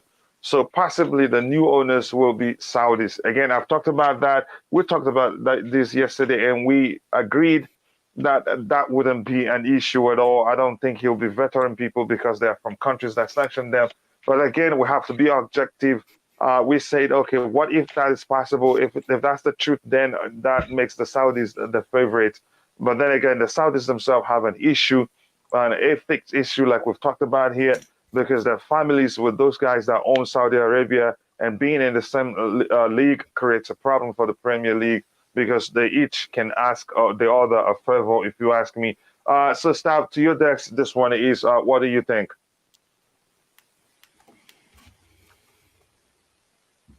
Stav, are you still with us? Okay, why Stav is out there, I'll bring that to you, Matt. Everyone's is gone. coming. You sound Yeah, Matt, you can you lagging hear up me? for me. Everyone's lagging. Everyone's lagging. No, no one's gone. We're here. I'm here. No, Stav is gone. Go ahead, Matt, talk about this. Wait, what is this? Women say. She said possibly the new owners will be Saudi Arabia. I mean, we can't say possibly the new owners will be Saudi Arabia. That's the majority, but there has been the new news that the Centricus, and I don't know how to say that name. They have bid $3 billion for Chelsea, so that's another more higher bid than the Saudis. So again, every hour it's changing. We don't know who is going to be the possible new owners. So again, as I said before, 20 minutes ago, me and Nick Wooster were just talking about how Saudis are in the lead. Now we're looking like it's this other group because they bid 3.8 billion pounds, and obviously now the Raine Group is looking like they're going to be pulling out their bid because they sent another wrong email. So these emails are making these companies not bid for Chelsea. So these little mistakes come a long way, because if you're not going to send an email to the right person, then you should not be fit to run Chelsea Football Club. Yeah, that's a good argument right there. And this comment here from Tobago says, Stav, he's talking to Stav, everyone at Saudi Arabia almost linked to the government, but doesn't mean the government have shares or something, but it's part of their business. I think Stav, he has talked about that like a million times now, and thank you for highlighting that even more. Let's see if we have, let me know anything. If you see any interesting comments you would like to address, let me know. And we have just 46 likes. We should have at least 50 likes so that more people can be reached. And if you want to share the stream with anybody you know, when will the bids be submitted for selection? I'm not sure I understand this question from Thomas Cole. I think can you talk about? I think this, it's talking about when the bids will be submitted for when will the UK select? Well, they're in the process, bids. aren't they? Yeah, they're in the process now. Okay, they're in the process already. Okay, yeah. Stab, I hope you're still there because we had an issue connecting with you. Are you back? I'm back. You left me backstage. I didn't know because I was looking at the one on the screen. The one hasn't gone. So, yeah, I wasn't. Let me see if I find something here. So, if you have anything else to add, Stab, let me find comments here so that we can look at them. Okay, this one says Raine Group plans to narrow down the shortlist of bidders to 3 on Monday, which is today, or Tuesday. Sources close to the deal told Reuters. The process has been slowed down by revised bills still coming. I'm not sure what revised bill. We still have multiple. Staff is still coming in as in multiple. Staff, are you there? Let me see which one is working. The one that you just started is the one that's working. Yeah, 2 of them are actually working, but that's fine. Let me see here. If you have any question and you're in the chat, please let us know. Plans to narrow down, we've read that before. From this brother here, Antwerp from Uganda says, but we don't need a businessman in this thing. We need a football-loving person, and who is willing to spend in order to keep our team in a race for trophies. That's important too, but there's hardly somebody who's made that much money that isn't a businessman. So that is not even possible. Stav, you have anything to say to this while I go through the comments to find something for us to address? I want to answer that question regarding everybody being connected to the government. Yes, go ahead if you want to talk about that. And after that, Nick Blue, you can talk about this one from this brother saying we don't want any businessman if you want to. Yeah. Let's start finish. Right. Yeah, go ahead, Stav. Right. The issue is that Saudi Media Group receive money from the government. Right. It's not just about being linked to them. They're receiving money. If you're receiving funds from somewhere, right, then there's a conflict of interest. Mm-hmm. Because they're going to say that if you do something, they're going to say you're doing it because they gave you money. right? But what was So the money for, Stav? You know, well, elaborate on that. it's subsidies, isn't it? Well, that's every company gets subsidies. Every media group in Saudi gets subsidies, right? And they're expected to promote Saudi closeness, the image of Saudi, and everything else. It's okay. It's okay saying everybody in Saudi gets money, but it's no, mate, I mean in the world. Sorry, sir. Yeah, but the thing is, right? It's a conflict of interest because it's two entities from the same place, right? And one entity has all the power, right? So that's going to be looked at. But the issue is, right? And I've said it before, and I'll say it again. The issue isn't just the fact that there's a conflict of interest. If the Premier League do their checks and find that there's a conflict of interest, right, it'll take longer to clear them. They may still get cleared, right? They may still get cleared, just like the Saudis did. But it took the Saudis a year, and you have to go to court. We can't afford for that. We need this doing quickly, right? That's my point, right? We can't afford any conflicts of interest. And I'll answer that one about the one football people as well before Nick does it, right? Not businessmen, right? Anybody who's got money, right, whether they're a football fan or not, right, is the business person, like you said. However, who out of the fans, right, can afford to put a bid into winning? Now, with the Saudis, he's supposed to be a supporter, okay? Nick Candy's supposed to be a supporter.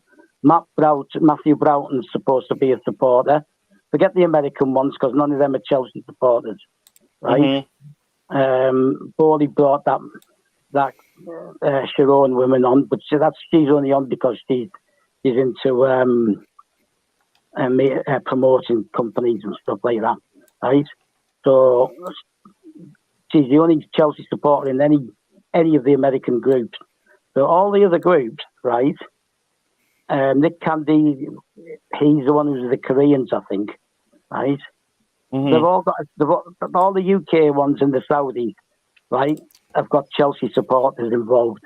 Okay, if they're going to keep Marina on, right, then she's picked up 12 years of experience, right? Longer, right? But she's picked up 12 years of being. Okay, so your point is regarding the question. Your point regarding the question. You're not going to find someone just solely football fan, right? Yeah. With enough money to buy the club, do the stadium, and do all that. You're going to just have to accept that they're going to be businessmen. Yeah, it is really difficult. I picked up some comments also, but I want to read this because it brings some positive vibes to the stream. Mikhail says, "Big up all. Anything can happen. Let's be patient and send us some good energy out into the universe. Yes, we should. Please, we've polluted it more." And I want Declan, you take this about this motion and barracks nonsense. And Uchiha, when I say nonsense, I'm not talking about your comment. I'm talking about the fact what Matt talked about here before, that he said the reason why their bid didn't go through was that they sent it to the wrong email account. And here, Sasuke Uchiha says, Motion Barracks lawyers used a generic email address and sent an inquiry to the UK's DCMs instead of Raine Group. That shows you they were never serious. Absolute nonsense from them. It was just an opportunity for them to get become even more popular. What do you think, Declan? I know you like this type of this type. Yeah, I think it was a publicity stunt. But having said that, there was also reported about 30 bidders. So, I mean, he could have been one of them too. It could have been a genuine mistake. But he did talk a lot. He did get more famous. It does look like a publicity stunt. Yeah, I think I have to disagree with you. There's no possibility it will be a genuine mistake. Something that they're one of the first ones to start talking, even saying how he was going to fly the Turkish flag over that place. I forgot how he phrased it. And then they have the wrong email when it got to the bid. We're sent to the wrong place, not the wrong email. Whatever it is, but at least that shows that they were never serious. Go ahead. They sent to the wrong department. I don't know. I've seen some stupid things in my life, so I can't rule that out. I can't rule it out. Yeah, but everything this has a publicity stunt on it. But I can't rule out that it could have been genuine, sent to the wrong department, who was probably involved, but not where the bids were going. He's That blaming, department could be part of it. he's blaming his lawyers. He's saying his lawyers sent it to Well, the his wrong lawyers are people. meant to be the ones to do it, yeah. But it's still kind of Yeah. funny. Yeah, it is hilarious. When I read Just that, I me. was like, what the heck is this guy talking about? Yeah, let me Just read this me. comment from Olupol. Olupol sounds like a Nigerian. My brother, welcome to Chelsea Perspective. He says he learned that there's also a very heavy bidder whose identity has now been revealed. That is true. I heard that too. Multiple people, multiple sources are saying the same thing. Nick Blue, anything on that? Yeah, I was up saying it all along. As far as we know, there could be someone, hopefully someone like Roman, who's we don't know nothing about, like the comment he's making. It's very possible. So someone might come in and we might be all shocked, like we was when Roman first came in. Like I said this, how many times we keep saying it. It could be very possible, but we don't know for sure. Yeah. Yeah, before we continue, I want to say something. You guys can continue with the conversation. I have to keep my promise that if we still have about 50 plus people watching at this point, that I would do a giveaway. So let me prepare the giveaway. You guys can go away. Go ahead with the conversation. Let me prepare the giveaway. Go ahead. Yeah, can I address this this thing about Roman not selling to Americans or British, right? When has anybody known Roman to come out with a statement regarding that kind of thing, right? The only time he's been quoted is when he wanted to transfer the thing to the foundation, and when he made it official that he wants to sell the club, right? And once last year he made some comments regarding Frank Lampard, right? The story is started by the Daily Mail, or as they call it in the UK, the Daily Fail, right? Now, it's a garbage newspaper, right? Who wants to build up a story and create issues with Chelsea, right? There's never been a Chelsea newspaper, right? Matt Law used to work for them, right? So it's a load of rubbish. Now, let's just get beyond. Let's just get beyond that stupidity, right?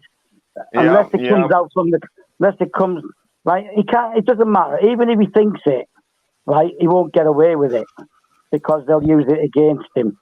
So, but it doesn't matter. Like I said the other day, right? He chooses who he wants to sell to.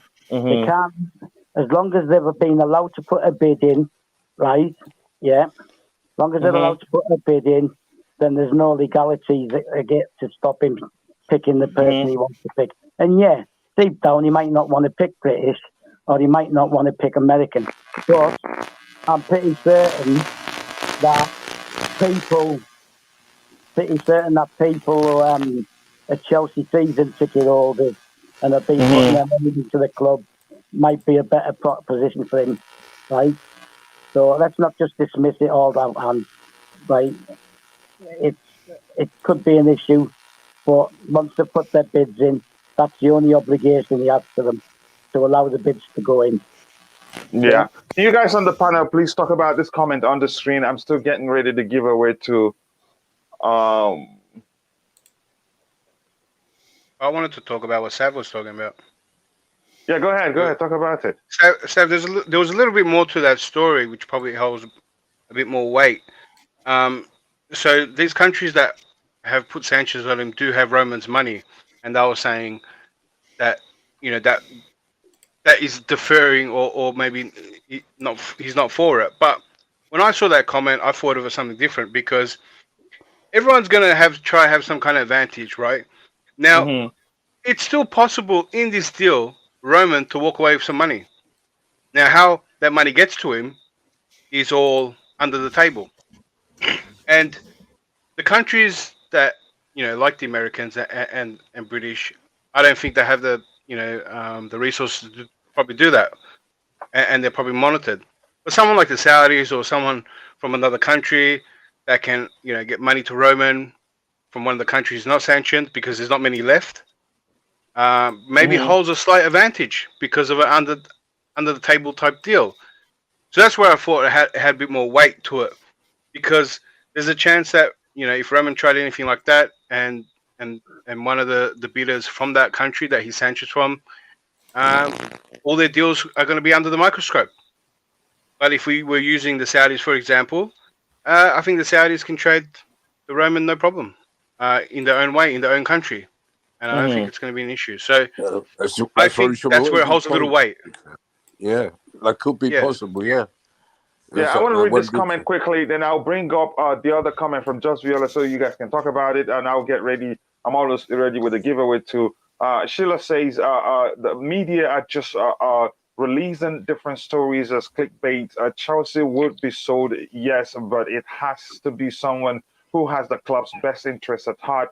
That's all I want to believe for now. That is a very, very, I would say delicious. Stav, I know you can't reach me to punch me. You had me using the word delicious. That's a delicious comment right there, and I really wouldn't say do clickbait, love just it. say overreacting, not clickbait.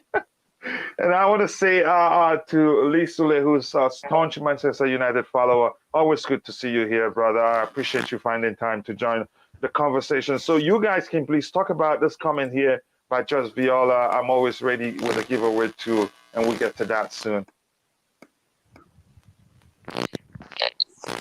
Should I read it? He says, "Boy, oh boy, absolute Chelsea. Raine in in consultation with Chelsea will narrow down the shortlist with the process slowed by revised bid bills coming in." I don't know how truthful that is. Can you guys talk about it? I think a couple of people said that. Go on. Yeah, we said it before about this. Any bidder has to go through Roman first. He will choose which one he thinks is right, and he will tell his Raine Group to go ahead and go to the government with it. So they will go to the government. We said it before, and they will go to the government, and it's up to them to approve that bidder. So, that's more or less what's going to happen. So, I don't know what else she was asking. But. Yeah, does it make sense to you, Matt, that they would change? They would change. The what was it called again? Let me read that comment. They would change the bills. Yeah. Does it make sense at all to you, Matt? Which are we talking about? Viola's comment, how she said something about revised bills. Are the revised bids still coming in? I think she's saying that there's still some bids coming in, but bills. It's showing. I get it. Okay, yeah. Now I get it. They're narrowing down. Does it make sense? Because they were the ones that said that at first that probably they will know, and I think that Stav alluded to it. Something like the first bid you put in is your final bid. You're not gonna revise your bids. So now we're hearing that bids are being revised. Yeah, again, we know it's all changing every single day. But I don't think it's. I'm almost shocked as you are. I thought you can't revise the bids, but now they are. But again, there was some other group that came in. I think they're similar to the Raine Group who put a bid in. I'm not sure if they're using another company's name to put in a bigger bid. I'm not sure. I don't know. It's all over the place right now. Yeah. Come on, guys. If you're in the chat, let's shoot for 100 likes today. And here's what you type if you want to participate in the giveaway. I would delete my own, or if I win it, I'll just rerun it. Let me see if I get lucky. What you will type is Chelsea shall overcome. Each word starts with a capital letter. And if you're on the panel, if you want to participate, you just go type this. Can you see my comment? If you're seeing my comment to participate in the giveaway, you must type Chelsea shall overcome. With each word starting with capital letter. Just Viola, you've won it before, you cannot participate. Who else? If you're in the chat and if you won it before, you cannot participate. Just type Chelsea shall overcome, all one word, and I'll wait for you before I run the giveaway too, so we can find out who the winner will be. Okay, we have prize well. Yeah, you can. If you're on the panel, you can. And I must make it clear, you're not gonna get the Chelsea polo shirt because the store is closed. So you get the cash equivalent. You can get it from Nike in the US. No, I don't want to do that. I have my shirt. The easiest thing to do is to give the whoever wins the cash equivalent. So I'll wait for some more. Chelsea shall overcome. Lisula, you're missing the pound sign there. So let me see an update report from DJ Stav while I wait for people to put in, because if you don't type that let me say this, if you don't type Chelsea the hashtag Chelsea shall overcome, each word starting with capital letter, the software is not going to pick you up. Stav, what do you think about this comment from DJ Stav, which says Thomas Tuchel planning on rewarding Chelsea players this week after brilliant form of late? How do you think he will reward them? He'll give them the week off, won't he? Oh, okay. That's the kind of reward they usually get from. Yeah. Sorry. Are majority of them at internationals? Yeah, that's what I'm saying. They're having. I think some of them have a break. I think majority of them are having breaks. So how's he going to reward them? Yeah, the break is already there for them. Most of them traveling for international people assignments. are giving them like a dinner or something. You're still going for training if you're not an international. Yeah, true. Okay. I think Ziyech is on holiday now for his birthday as well. I think he's been on holiday for a week. So you think he will reward them with a long break? Yeah, I mean Ziyech got it. Ziyech is on break now. He's in holiday. So I think some who aren't going international are getting a week off. Okay, this one says, this comment from Uchiha says that the U.S. government cannot do anything about the money. The money of all the sale will be put into a frozen account, because if the sanctions can get lifted one day, he will come in with his lawyers for his money. That makes sense. Again, we'll wait. We'll go through the channel while I wait for more people to put in the hashtag Chelsea shall overcome. Make sure you put it correctly. All word starts with a capital letter. Awesome. The guy that chopped people up, I don't know who he's referring to. He's talking about the Saudis. Oh, okay, that's hilarious.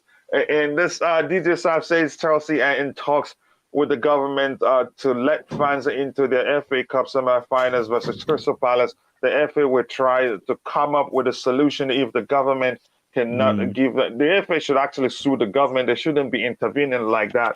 They're not hurting the guy that owns the club. They're hurting the fans themselves. Most of which, 90% of which you could argue are British citizens. So that's a move that I really do not understand. This brother says, why not we need somebody that have no clue what basic human rights? Okay, that's your argument there. Chelsea shall overcome. This is how you type it and add it to the chart if you want the machine to pick you up. I don't know how many people will have. I think I'm going to go ahead and run it, and make sure you're subscribed to the channel. Ismail Mharda, I think you typed it wrong. I think, yeah, just give him a week off. That's probably what he would do for them. This is how it should look.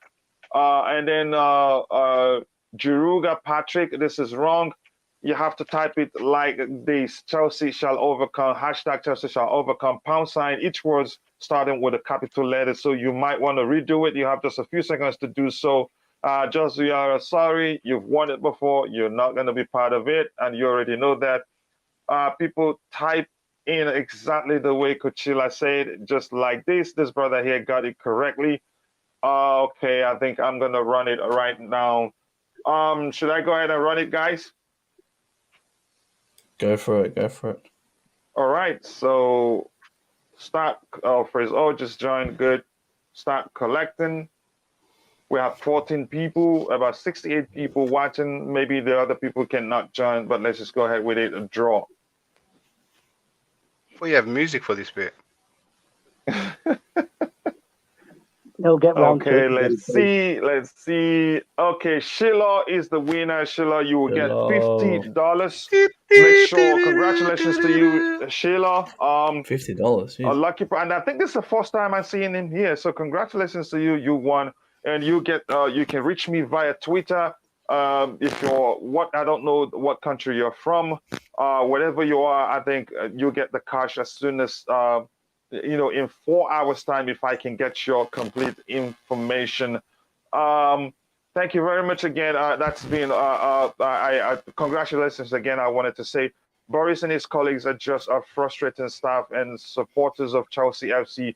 They can simply open a separate account for all funds coming to Chelsea without a Romana having access. That could also be a solution for that. Ismail, no spaces. Wow, first time on this live stream and you won. Yeah, you're lucky. So congratulations to you. But that means for a while you're not going to win again. Other people will get a chance to win. Congrats to you, Sheila. So any other input from you while I look? I think let's look at this. Saudis have revised their bid to at least 3.5 billion if they want to win. $3.5 billion anyway. He's saying. Yeah, go ahead. It's $3.5 billion anyway. What they have in there already, right? Yeah, the bid was $3.5 billion in any case. Mm-hmm. Right, okay, let me see any. Can I just make some points here? Yes, right? please. Regarding the sale of tickets and all this kind of stuff, right? Mm-hmm. The minister who's in charge of that department is an inept idiot, right? Who has no knowledge of sport, right? Has no common sense, and the license is just a crock anyway, right? Mm-hmm. They could have quite easily allowed us to sell tickets, right? And prove that the money was being spent on the day-to-day running of the club, right? But she's an idiot, right? And I'm not saying it because she's a woman. She's an idiot. She's an absolute idiot. Anybody in the UK who's seen Nadine Dorries on TV will know what I mean. Now, this other thing that I've noticed, right, that they can't do anything with the money because Roman will come back and demand his money, etc., etc. No, sorry. They'll sanction the club and they'll close us down. Simple as that. And then he'll have to take him to court to get his money, right? So can we not start all this nonsense, right? That Roman's getting his money. Declared may have a point. Declared might have a point that he might pick somebody who can give him money. But with regards to getting the money from the UK government, from the direct, right, from the money that's been going into the UK, it's a nonsense. They'll just close the club down. Great. I understand. Great explanation right there. This is again another comment from my brother from the Green Top, Uggs. He says Mohammed Al-Agbin. Yep, Uggs. He's changing his name to sound like a Southern name. Being the Silva in the house, and that, I want to ask the question, Declared, or Matt, whoever, either of you can comment. Did you guys hear about the Portuguese guy, the Silva, that he had put a bin in? Is that true? Who? The Portuguese guy? Yeah. Yeah, that Silva. I've never heard of it. Yeah, it's that Alkhereiji or whatever they call him. And he's coming as an individual. Ricardo, Ricardo something, Ricardo something, Silva, yeah. Go ahead. No, he's not. He's leading the bid. It's a Portuguese media company and stuff like that. Yeah, they've put a bid in. They have put a bid in. Alkhereiji or something like that. I can't remember the exact name. And that's why I've been saying that. Yeah, we've all been saying that that maybe might end up being a surprise winner because we're not sure how many people that have put in a bid. Just a few of them. Wasn't it 30? Yeah, go ahead. Sorry, there was reported that they had 30 bids. Who? I think it was 30. 33 or something, but there was majority of them were like I think the guy from Ghana put like a 7. But you guys got to remember, it's not going to be the highest bidder. It's whoever Chelsea pick. Yeah, but there were bids that were like 10 million, 11 million that didn't pass through the second round. No, but John Terry's one was was higher, but it was going for 10%, and he was. I know, but there was some Ghanaian guy as well. Yeah, but there's John Terry's 10% one as well. Yeah. Yeah, you never know. If and Olupo says, go ahead. Yeah, I was going to say, if there's a couple John Terrys, they might just go, all right, you guys can work together. Who knows what they got in mind? It's an interesting one because usually it would be the highest bidder. Or no, not usually, but like a walkaway price. You know, Roman takes 3 billion and then goes home, and let's say down to a couple. But now the government's going to hold the money, so it's not all about money. Like, mate, it could be even 10 mil, right? And it's going to be, and the government wouldn't have it because it's almost conspiratorial. Yeah, you're not going to sell a cup for 10 mil, because then the government's got nothing to hold, really. Yeah. Which is, it's quite interesting on who they can pick. Really interesting. And this comment says, I don't think the Saudis have the highest bid. Today we learned that Centricos, I don't know how you pronounce their values, have placed a bid of over £3 billion, according to a business, including commitment for further investment. Do you know about this, Stav? This must be the one we discussed earlier this morning. £3 billion. Yeah, it's that Centric Capital and all that. Well, there's three of them, three different companies. And they're British based. Yeah, and they're all Chelsea season ticket holders. So, you talked about it. So I think that actually is a lot of money, and given that they're British based too, I think maybe that's not an advantage if what we're hearing is true. But I think they look like financially they're ready. If you say if in fact they did put in £3 billion. And Olu Paul, my Niger brother, if I'm allowed to say that, thank you for providing this information for us.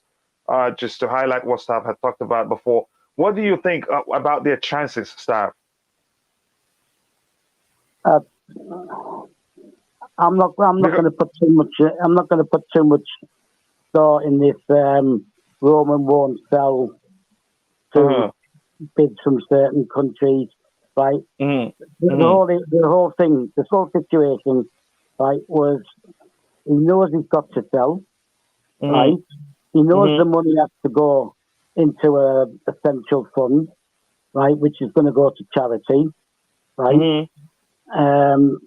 Chelsea have to satisfy the government that the money's not going to be touched by Roman and that it's going to charity. They may even take sales price. They may even take the money and send it straight to Ukraine, right? To help victims in the Ukraine and that, right? Now, Roman's just trying to save the club. It's as simple as that. He wants to save the club, and he wants to get the best bidders in, best people who are going to look after the club. Now, I don't know much about them because I haven't looked into them, but this new bid sounds good to me, right? If they're four season ticket holders, have to trust in that they actually love the club as well, right? That they're not just like going out like because it's good for their image or anything, right? So they could have a chance. And if they bid more money than the Saudis, they could have a chance. And if they've got three big massive companies, they've got a chance, right?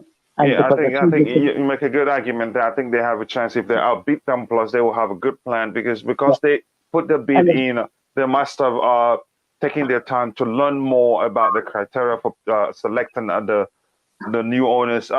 This one here, Olupol also with a good question here. I know we'll all have issues with the Nick Candy Group. I'll start with you, Declan. Olupol says, does anyone trust Nick Candy? I feel he's working for the government behind the scenes. What do you think? 100%. He's been working with the government before this whole thing happened anyway. And they all are. Everyone's going to try to get some kind of advantage they can get. I mean, the Raine Group is American too. But I think the process is going to be not too bad. I think why everyone's talking is because the Chelsea board get the pick, which is also Roman as well. Or it could be Roman left it to the Chelsea board to decide, right, on their future. And maybe he doesn't want to have a say. But fans, all this talk could have an influence. All the Twitter talk, could have an influence on the choice. They could see what we're saying, and maybe that's why they're talking, or maybe they don't like it. So maybe every bid is individual. So the more Nick Candy talks, the more fans he's going to get. And look at all the things he's been saying. It's great. If Nick Candy could do everything he said, right, it sounds great. But my problem is I don't believe he can. But a lot of fans are warming to the idea. Because, and especially those fans, like our mate Rory, right? I mean, Nick Candy said all the stuff that, like, Lampard should not get sacked, right? And and he would be one of those owners that would have kept Lampard. And I think all the hardcore, Chelsea backers, proper Chelsea, let's call them there, who were outraged about Lampard sacking, is what Nick Candy is trying to appeal to. And that's the Chelsea Trust Group. And I think if he gets them on board, maybe it helps him in a way. There has to be something there, or else everyone would have shut up. So there's obviously trying to get the fans, to warm to each, On his side, yeah. And Nick Blue, do you trust Nick Candy? Don't be biased. I know you guys are namesakes, but do you trust him? Nick Blue, they wish to have you. But do you trust Nick? Do you trust Nick Candy? I know he's your namesake, so don't be biased. But I trust you. Yeah. Can you hear me now? Yeah, we can hear you. Do you trust Nick Candy? No, not since I had dinner with certain people, certain conservative people. I don't trust him anymore. I don't want him anymore. I don't trust him at all. He's out there for the money, not for Chelsea. I'm going to come back to what Declare was saying just now. You were saying about the. Tell me again, it's got out of my mind now. Nick Candy. Yeah, Nick Candy, I don't trust. You were talking about Rory Jennings. Well, he's just. Our mate Rory. Yeah, that guy. He's not my mate. No, he's one of those. He's similar to Nick Candy. Very similar. They think they're a real fan. He's not a real fan. He was crying. He was shouting, swearing at Roman Abramovich when he sacked Lampard. He was one of those. We didn't see the real reason why Lampard had to go. Like we all saw it. Most of us saw it. So most Chelsea fans and the Chelsea Trust are not with what you say. Like most of them are with Rory and his ideas. No, completely the opposite. I'm a member of the Chelsea Trust, and we're for Thomas Tuchel, Marina and Czech, and Roman's ideas. And the main thing is to stay at Stamford Bridge, rebuild and stay there. That's our main goals. Don't think there's a lot of fans still shouting Frank Lampard's name now, especially after what he didn't say anything good about Roman as well. He's gone down the drain, Lampard, and he will never be a good manager. I keep saying it. He was a great player, but as a person, I think Stav will buy you a drink for saying that. Yes, it's true though. Come to Cyprus, I'll buy you a drink. Thank you very much, Nick, for that input. I want to go to Stav about if this thing that just Viola just said, because it's really concerning, because that was why she said, oh wow, oh boy, so to speak. So if they keep submitting a revised bid, when and where will it end?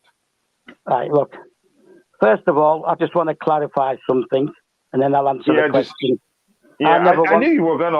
I knew you would always want to clarify something. Go ahead, Stav. I never wanted Lampard from day one.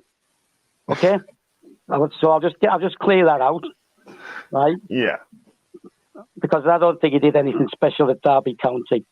All right. So this comment on the screen, please. Look, how many times have we got to discuss this, right? they made it clear to everybody that they only get one shot, right? They also made it clear that everything has to be done quickly. Yeah?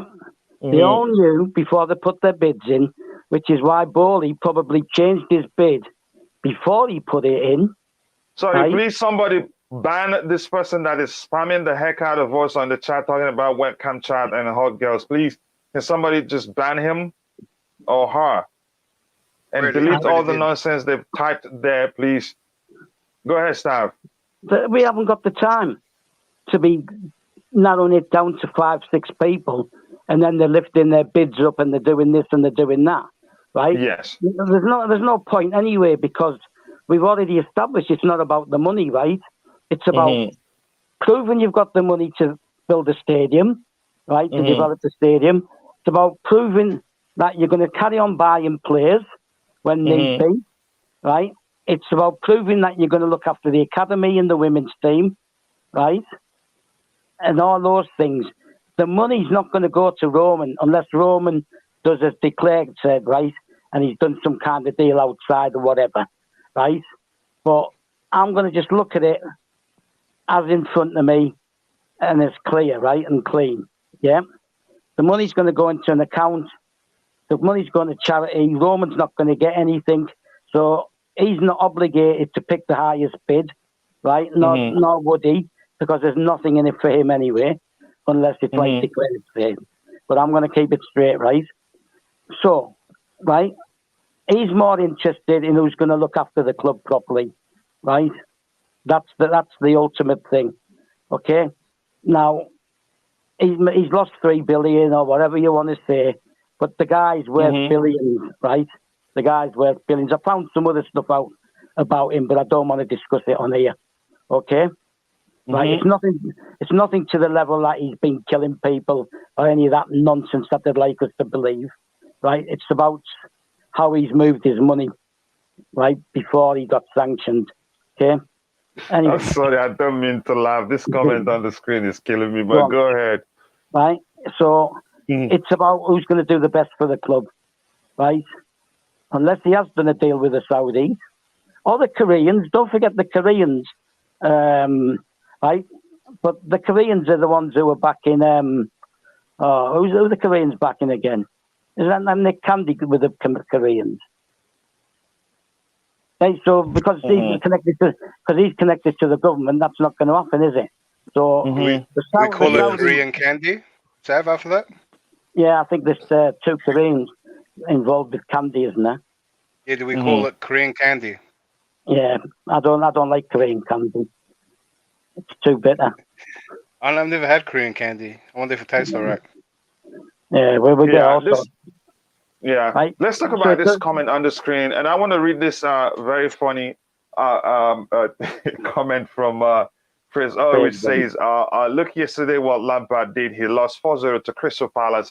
Sorry, he's not ready. He don't know how to fix the fence. Overall, I don't think, tactically, I don't think he's good enough to even coach any team close to the Premier League. I never wanted him to take the job, although Everton didn't have the tool. I didn't want him to take the job because then I thought Everton have lost. That is, they don't have good enough players to even do well, let alone under him. So go ahead, Stav, you were saying something. Yeah, that's spot on, but it was that Razzo, whatever his name is. Yeah, spot on. Fraser. Did you not notice, right, when he was getting interviewed, I think it was Saturday when he did his press conference, whenever it was for the match, right? He was already blaming the players. He was already on the players. It's up to the players to do what they have to do on the pitch, blah, blah, blah, etc., etc. Right? It's not up to him to prepare them properly, right? The guy's got a massive ego. Yeah, let's not just let him distract us. We have a topic to talk about here. He's not distracting me. I'm glad he's gone, right? And the vast majority of Chelsea fans should be glad he's gone, because Thomas Tuchel's come in, won the trophies, took us to a semi-final, etc., etc., etc., right? And we've got someone who does know some tactics. He does irritate me sometimes with his stubbornness, but he knows tactics. Lampard doesn't, Right. So anyway, Yeah. Of course, what's that's the why subject? it shows how what Roman knows about Now Chelsea. let's just go. You know? Let's just go ahead to this comment on the screen. He says Rory is entitled social media clown who thinks he's Mr. Chelsea. Man blocks fans who mostly have strong argument against him on social media. Yeah, again, some people are like that. If you're into this business, one thing It's you not must just on have. social media, coach. You know, Mhm. it's in the ground as well. It's at the ground. I saw him when we were protesting, you know, against the Super League. I saw him. He was there, and all he was doing is chanting stupid songs for Roman Abramovich. Him and a few of his stupid mates. But most of us, all of us, at least 5,000 of us were with Roman. And when Czech came out and told us the good news, you know, he shut him up. You know, he couldn't run fast enough. That's why, you know, just to let you know. Yeah, I understand. He had a channel as well, didn't he? I can't remember what it was called. He had this channel with his name too. With his name. He had Blue it was Fan a TV. channel. Yeah, he Blue was with a Fan girl. TV with Rosie Rose. Yeah, he was with this girl. She's, yes, Rosie Rose. She's Cypriot, isn't she? Right? Yeah, she's half Greek. Yeah. Yeah, because my mate. This comment here. This comment here from Lupol, because all we're gonna do now, we have to go through the comments in the chat, and then we can call it a day because we've been streaming for 2 hours plus. Stav, I know you will have a good understanding of this. I think we lost Declad, but I know he will be back. I'm here. Olupol says, I feel that's a group of. Please let me just say this before we continue. Please, we have 66 likes. I think we can get it up to 70, at least 100 if possible. And if you're watching, if you haven't subscribed to the channel, please do so. And you can also tell others about the channel. The Blue Morning Show is a daily show, starts 11 a.m. UK. And right now, I think this is the place to be if you want to, you know, get information, objectively crafted information that will educate you on the status of things regarding the sale of Chelsea. The class says he thought he was. Yeah, that's hilarious. Yeah, so if you want objectively crafted information, this is the place to be. We don't do clickbait here. We do our research, and we bring the best panelists you can see anywhere. We put that together and come to conclusions what we think will happen or what we think is the real thing. Especially Stav and Nick, who's been following Chelsea for like a million years now. And also Declad, who's well acquainted with the structure of the club, who's followed Chelsea.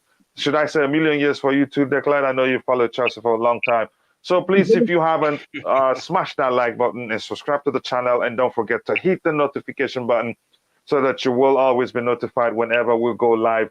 So Declad, I'm coming with you with this. Then I think Stav must have something to say about this. I feel there's a group within the Chelsea community with a strong conservative background who are trying hard to take over Chelsea. What do you think, Declad? Chelsea community with a strong conservative background are trying to take over. So is that like what John Terry was proposing? Is that what he's saying? Oh no, not John Terry. Like for instance, because I can just start seeing this question or this from a political perspective. I think that you have a better answer if you do. Okay, so like a Nick Candy's type of view. I don't think conservative or Democrat had anything to do with it, or liberals, whichever word you use. Here's a perfect example. Yesterday we were talking, and I think it was Pierre, as he was talking, referenced Donald Trump, and then Bobby Smoky Signal was on the panel. He also questioned Bobby Panel and LSG questioned why he should even raise Trump, and and talked about how the people are talking about the club, and then linking it to the political situation or something like that. Why they shouldn't? But I know you get my point if you're still there, Declare. Yeah, Yeah, go ahead. Yeah, I was just laughing because I think what people forget is that a lot of rich people and businesses are for conservative parties or political views because that's who they look after. Conservatives look after business people. So they all got connections with all the probably bidders. I think people forget that. I mean, people taking. I mean, there's like a political war going on, and people are taking. I mean, conservatives a bit more religious, racist or views, and making it like that. I think they don't look what the parties used to stand for, and they've blended into one. You know what I mean? The Labour, Democrats, they're all meant to look after the little people, and they don't do that too. They look after the rich people as well. So, I think people have got the wrong idea of what's going on. If someone supported Trump, of course, it doesn't matter who was there for that party, they would have supported them too.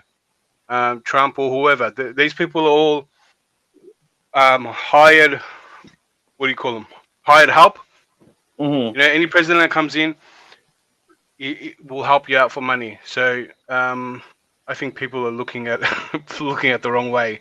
I don't think Yeah, there's any I think you political make thing going sense. on. We shouldn't even bring in that into the talk of football. Stav, what do you think about this comment? I know you understand it very well too, like Dick Live. Well, which part of the community? Which part of the Chelsea community? I'm a socialist, right? And I was going there for 52 years, supporting the club. I'm a socialist, right? Right? It's known as the working class man's game, right? Yes, it has become. Sorry, I haven't heard that before. You said it is known. Football is known as the working class man's in game. England, it's known as the working class man's game, right? Right? And there is complaints that too many rich people, it's become too expensive for the working class man, right? But the thing is, the big money comes in the executive boxes, so you're not going to get rid of them altogether, right? They are going to be involved. Hence this new group who are bidding, right? Just because you're a conservative voter or put money into the Conservative Party doesn't mean that you're trying to take Chelsea to the government, does it? Right?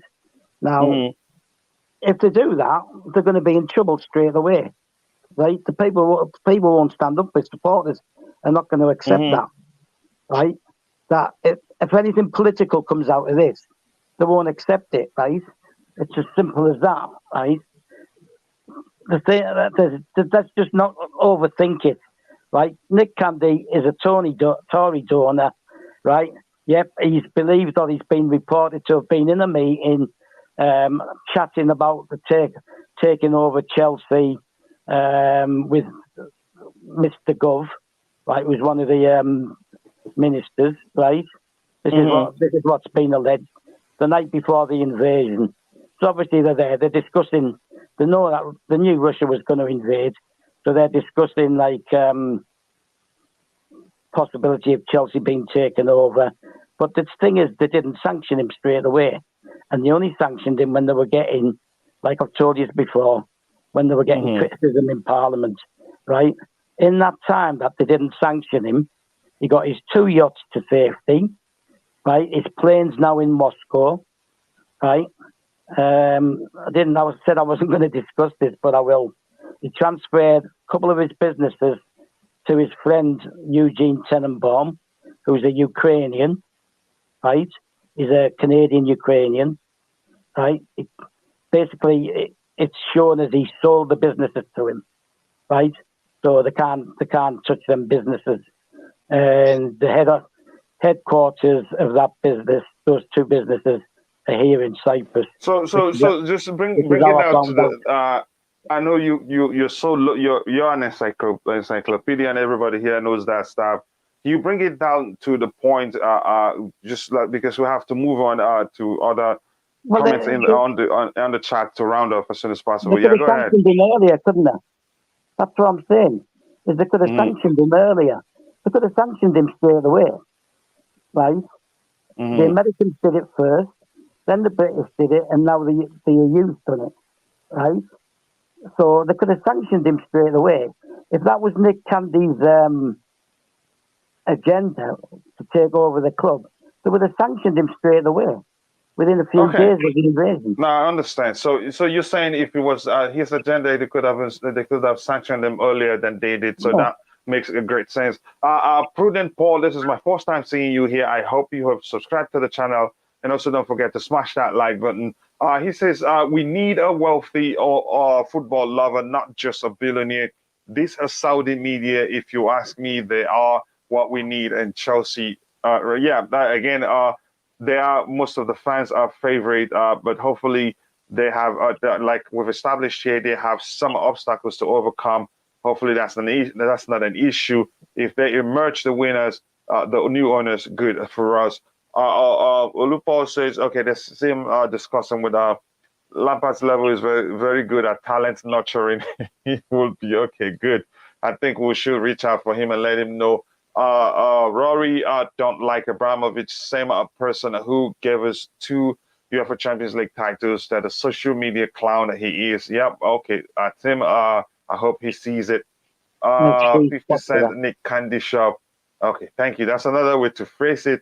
Okay, anyone know anything about these people? Centuries, apparently they beat a 3 billion side. Stav, I know, sorry, we've talked about it before. And I want to say also big up to Bobby Smoky Signal. Bobby, the link we're about to round up. The link is in the chat, but I know you're busy during weekdays. I would have loved to have you on here.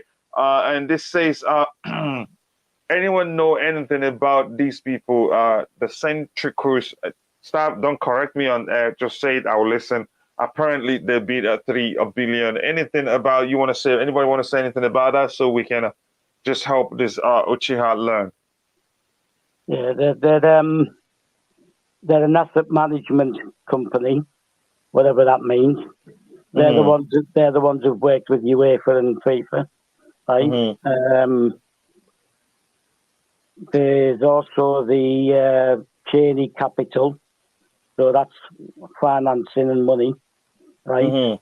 And there's Chalice Capital, and it's 4 guys, 3 companies, 4 guys, because two of them are from the one company, right? And they're all season ticket holders.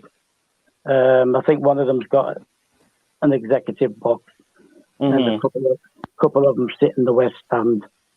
So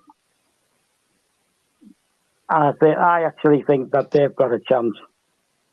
Right? Because and financially they're ready. Yeah, well, Centris manage 40 billion worth of assets. Obviously, it's not theirs, but they're in a position to get things like sponsors and that, aren't they? And bring sponsors in, naming rights, shirts, stuff like that. I don't think 3 have done themselves any favours, so we're going to look to replace them, which is another. And coming to, if you don't mind, coming to what 3 did, I think no clubs will start to trust them less and less because they can't trust that they will be with them should things start falling apart on their end. I think that wasn't good what they did. Go ahead. Yeah, so that's might be a bonus to the Saudis because they're on about getting sponsors from that region. Same with the Koreans, but I think that's Nick Candy. I think if Roman's found out about Nick Candy's allegiances to the government, that might put him out the reckoning. The thing is, like I said, I try to get as much information as I can, as much news as I can, and I try and think things through. I don't just instantly believe everything I read. So I try to be methodical. And I'll just give you one side of methodical with Nick Candy. If Roman finds out, and they're not going to find out because Marina, Bruce Buck, all the ones who are over there, in the UK, they're going to see all this stuff. And I'll be surprised if he gets anywhere near it, to be honest. Yeah, let me ask. There was something I wanted to say, and before I say it, declare that one on the screen is for you, coming from Bobby, a Smoky Signal. He says, "I love Bobby. My man declared absolute top geezer." I know I hate the Glad, but Bobby can like him all he wants. The Glad, did you see that comment is for you? Thanks, Bobby. Big up. What I wanted to say is, which of these contingents, if I'm allowed to phrase it that way, or potential new owners brings with them a greater opportunity for big sponsors? If you ask me, I'd say Americans and the Koreans. How about you, Declan? What do you think? Saudis for me, bigger reach. The Saudis have always had bigger reach. For sponsorship. Yeah, in sponsorship. They've already said they're going to get rid of 3. Yeah, which is probably no one else has said that. Okay, so it's good. So go ahead. Why do you think the Saudis? Go ahead. Go ahead, Declan. You're saying something. Why do you think the Saudis they will bring with them better opportunities for big sponsorship? Yeah, because they have a bigger reach because everyone buys oil off them. But they also invest, and with their money, they've invested in a lot of different pockets or different companies. So their reach is way higher. So they have involvement in a lot of different companies. America is very limited to themselves and parts of the world, but the Saudis deal with everyone, and so for me, the Saudis have a bigger reach and more potential. And also, you saw even Man City get their own loophole way. So if we have to play dirty because football is now a dirty game run by a dirty company, corrupt company, right? And I think this people like Roman and all these different owners know the game, and Saudis know the game well. I don't care if they have to get one of their mates to sponsor it. I don't care if it's one of those media groups, but whichever one it is, they'll get big money for it. I think it makes sense. How about your Stav? Who do you think brings more opportunity for big sponsorship deals for Chelsea Football Club? The Saudis and this new one that's just appeared since yesterday, the one with the 4 season ticket holders, because they're involved in venture capital, so they're handling companies' money for them, right? So they can easily bring any of them companies in, and it won't. That'll be all over Europe. It'll be all over all the different continents as well, right? So the Saudis and them.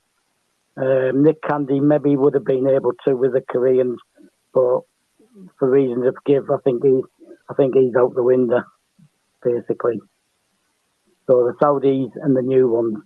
But so you guys are saying all those 3 groups they have more sponsorship draws than the Americans.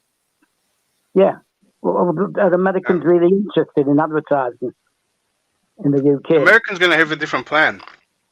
Like, think of this, yeah. Americans come in, they're automatically going to make Pulisic the biggest player. The biggest poster boy. Go ahead. Oh, sorry. Go ahead, Declan. I didn't know you were still saying something. Go ahead, Declan. Yeah, just saying. Like for the example I was using was, if Americans come in, they're going to make Pulisic the biggest poster boy, and then an American company is going to want to be a part of it, and it's going to be very, marketing based, right, with different goals. Where the Saudis just want money. The more money deal they get, right, the more they can throw in the club, right. So the purpose is a bit more simple.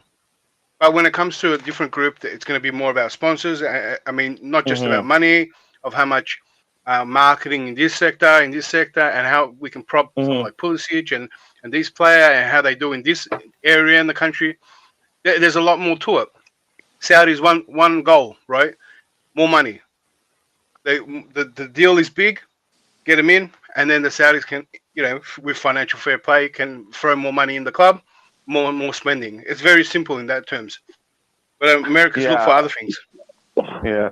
I'm going to bring on DJ Sav in quickly. If you don't mind, Nick Blue, please, before we lose him again. DJ, how you doing, my brother? Yeah, not bad, guys. How are you guys? You all good? Yes. I can't complain. The good thing is that there's light at the end of the tunnel. We all can see that. We're just debating choices. And I don't know. Let me just bring you up to par quickly. I know you speak briefly, so that's important. I want to know, looking at the Saudis, what do you think makes them the favorite to take over Chelsea if you think they are the favorite? I think for me, what counts, I think for me in all this is, people say a lot of the rival fans think that Chelsea want the Saudi. A lot of the Chelsea fans want the Saudis because of the money. Look, that might play a part. That might play a part in it. But for me, I want someone who's actually going to come in and care for the football club like Roman did, who's going to be putting his money where his mouth is. And this guy ticks all the boxes. I think we've all seen the blueprint of what his plans are for Chelsea if he comes in. He's going to extend Stamford Bridge for one. He's going to invest in the youth team. He's going to sort out Rudiger and Aspie's contracts. Okay, and he's probably going to invest. He's also probably more or less give Thomas Tuchel probably a new contract as well for the job that he's doing. Yeah, that's how I look at it. That for me is long term. Plus, he's a Chelsea fan, and I think this is what's getting me of everything. Now, people might say, "Oh, all of a sudden these people that come in, all of a sudden Chelsea fans." They're not really, because this is not make believe, guys. We've seen this guy at Stamford Bridge. He showed himself at Stamford Bridge. He's been there. He's been watching their games. He's got his whole family that are season ticket. I do believe all Chelsea fans. I believe he's a season ticket holder as well, if I'm correct. Yeah. So this guy already knows what his plans are for Chelsea and what he wants to do. And I can only see someone like him owning our football club will only take us to bigger and better things. We're already successful on the pitch at the moment, despite all this rubbish that's going through with that they were going through with the football club at the moment. Okay, and to have this guy now come in to take us to that next level, to the higher level, for me, is the best thing for our football club. Now, the reason why I don't trust Todd Bowley, yes, he sings a good tune. He's saying the right things, but the one thing guys are not looking into, and I don't know if you guys had a chance to look at one of his tweets. He put on there apparently, or something I read of him was saying, I'll be investing, yes, but not as much as people will think, which is already telling me, okay, the guy's going to come in, do what he needs to do. He's not going to invest as much as he says he's going to do. And all I can see, maybe it's for me to doubt, is only because I'm seeing it happen with United, to a degree, Liverpool and Manchester United. Down the line, I don't want to see my club being bled dry, and this guy's taking out money out the football club, because that's what he's going to eventually do. Okay, eventually he's going to do that. Despite these big plans he has, eventually he's going to start taking money out of the football club. And I don't want someone that's going to come and do that. I think even Roman's come out and said that. He doesn't want someone to come and, bleed the club dry. He wants someone to come in there that's going to look up, do what he's gone and done. If he's got more money than Roman, brilliant. Excellent for all of us. But my main take on this all is it's not so much about that, just someone who's going to care about the football club and who's going to give what the fans all want. Complete a successful team that we are already and continue our success going forward. That's the only reason why I want this Saudi guy in. Yeah, let me just read a few comments and I'll bring you back again, DJ, to ask you so you can be up to par with us. And by the way, big up to Bobby Smokey Signal. I saw you there. I just forgot to say big up to you. I was just jealous. You telling Declan how much you love him and never told us or other people on the panel how much you love us, Bobby. But that's fine. We're good. I'm not crying. We need them to take over, says Awoyi, and just Viola says Saudi Media Group are overwhelming favorites in the fan base. If you ask them, I think Lupol is right. Yeah, and if you're watching, please, if you haven't, please make sure to smash that like button and subscribe to the channel if you haven't. And so click on the bell notification button so you don't miss anything and you get notifications whenever we go live. And this brother says, Saudi Media Group, everybody. And this comment here about Biswa says that UAE got Man City, Qatar got PSG, Saudi, Newcastle United, Kuwait. The Kuwait Investment Authority is the only sovereign wealth fund which has not owned any big football club. But are they part of the whole bidding process? I don't know who it was. No, there was initially a mention. Read up. Yeah, sorry. Sorry, I did. Sorry, Stav. I was just going to say I did hear there was apparently, I don't know how true it is and how true it is. There was apparently some prince from the Gulf that was supposed to be interested in us as well. But again, I don't know how true that is. Yeah, go ahead. Yeah, that's that. But apparently, this guy didn't say much. There was this rumor about another bid that's coming from someone we don't know anything about. Apparently.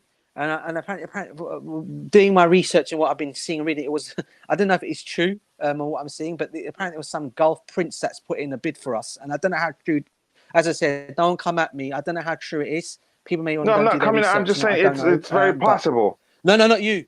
I'm just saying, no, people in the comments, whatever, may come at me saying, I don't know what I'm going on about. But that's what I've heard. That's what I heard. And how true it is, I don't know. It could be true. There's also the New York Jets owner. So, and those people, those kind of people, they don't want that publicity. I think for me, I'll come to you, DJ. I'll ask you one more question, so you can be up to par with us. Sure. And so, great comment right there by Beast West. And Philip Smith says we don't want the Americans buying our club. Again, that's your opinion. Some people want them, some people don't want them. Just Viola says, okay, you're forgetting Bahrain. Okay, yeah, that's another one. Bahrain Prince, they say, or something like that. I'm not sure the story. I want you said we need them. Okay, I've read that before. Let me see if I see anything else interesting here. Candidate to buy Chelsea Football Club, best buyer by Mouse. Okay, that's your opinion. And okay, I think. Okay, he says with Saudi backing Chelsea FC would be an even a bigger threat to Manchester City, Liverpool, and European powerhouses. Imagine a big stadium and more revenue. I mean, a big sovereign wealth funds from the Middle East is Kuwait sovereign wealth. They have no football club till now. Maybe they are the next one to buy Manchester United. Who knows? Possibly, you never know. We'll need Saudis, yes. Uchiha says, do you guys think the line, do you think down the line, if they were to sanction the Saudis, will all that is happening now, this crazy war, there's a possibility. Okay, now DJ, back at you again. Do you see any disadvantages for the Saudis that will become Yes. an issue for them taking over Chelsea Football Club? Yep. Yeah, I've read a few things, and I heard what Stav had to say in particular about these links to Newcastle, Newcastle's owners. I do believe, I think that for me could be the only setback if there was to be a setback. But then again, I'm thinking, even though they are both Saudi, they are still separate groups. I think we got, from what I'm reading, they are separate groups because the Saudi Media Group, they do things for the government there. But I do believe they are their own private group. And, I don't see why that could cause a problem down the line. Why it should cause a problem. But maybe there is more to it that Stav probably knows more on than I do, because he's obviously clued up on it quite a lot. He's just more reading than I do, because I work with directors. I do all my bits and bobs of reading and research. I don't get a chance to do it. But Stav is probably more updated on it than me, and so he probably would know more. But how I look at it, why should it cause an issue and a problem with Chelsea? I don't see why it should, really, because as far as I'm concerned, they're two separate groups. And I don't see why. And what gives Newcastle the right to actually go and make noise anyway, should that happen? Because at the end of the day, they've got what they want. As far as they're concerned, they shouldn't really be interfering with what goes on with Chelsea. That's how I look at the situation. But if that's going to play a part where it can interfere, then I can only see will be the only stumbling block that could stop this deal from happening. So yeah, I mean, I don't know if you guys also hear. There's another guy called Nizar something Balam. He was mentioned last night. I think Stav talked about him a little bit. He's got some wealth. Yeah, he's got. Correct me if I'm wrong here, Stav. Has he got stuff in? He's got stuff with some of his wealth or whatever he's got, or some of the stuff he gets involved with is Amazon. He's got stuff to do with Saudi Arabia, something to do with the Saudis, or something else. There was other stuff that I mentioned in shares or something he's got with them, or something like that. Maybe Stav can go on about me a little bit more. I didn't read much on him, but you probably would know more about it than me. So this is the other guy that could be another strong candidate as well. Yeah, all I can say is that the clerk will be going to sleep soon, right? I'm still here. Yeah, we'll be going to sleep. We'll go to sleep tonight, right? And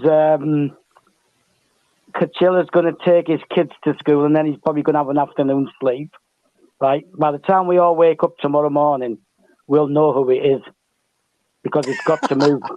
It's got to move quickly. Hey, Stav, this is probably going. It's probably going No, for a that, couple of we'll months. know. Man. We'll know. That's how long it could We'll be. get to know those that made it to the final phase, right? No, and more no, importantly, no. I want to say No, thank no, you no. for We'll DJ find Sav. out who it is. Hey, Right? hey, We have to move quickly. We have to move quickly. Seriously, we'll find out who it is by tomorrow. Yeah, tomorrow, some point tomorrow, we'll all know. Is that your program for tomorrow might become irrelevant, right? And we'll be discussing. So, Stav, what you're saying, I should stay awake? No, go to sleep. It won't be. I might stay awake if I want to hear that news. No. Listen. All right. How can I go to First sleep of all, if they're going to announce the owner? It'll be mornings for us. It'll be evenings for you. So you can. But it'll be like to Christmas morning. I can't sleep. You know. Well, there's something at the. Have a few Fosters, you'll be all right. Right, yeah, all right. First of all, I want to say thank you very much to DJ Sav for that great input. Coach, can I add something? Good. What I mentioned and yeah, I think everyone's mentioned.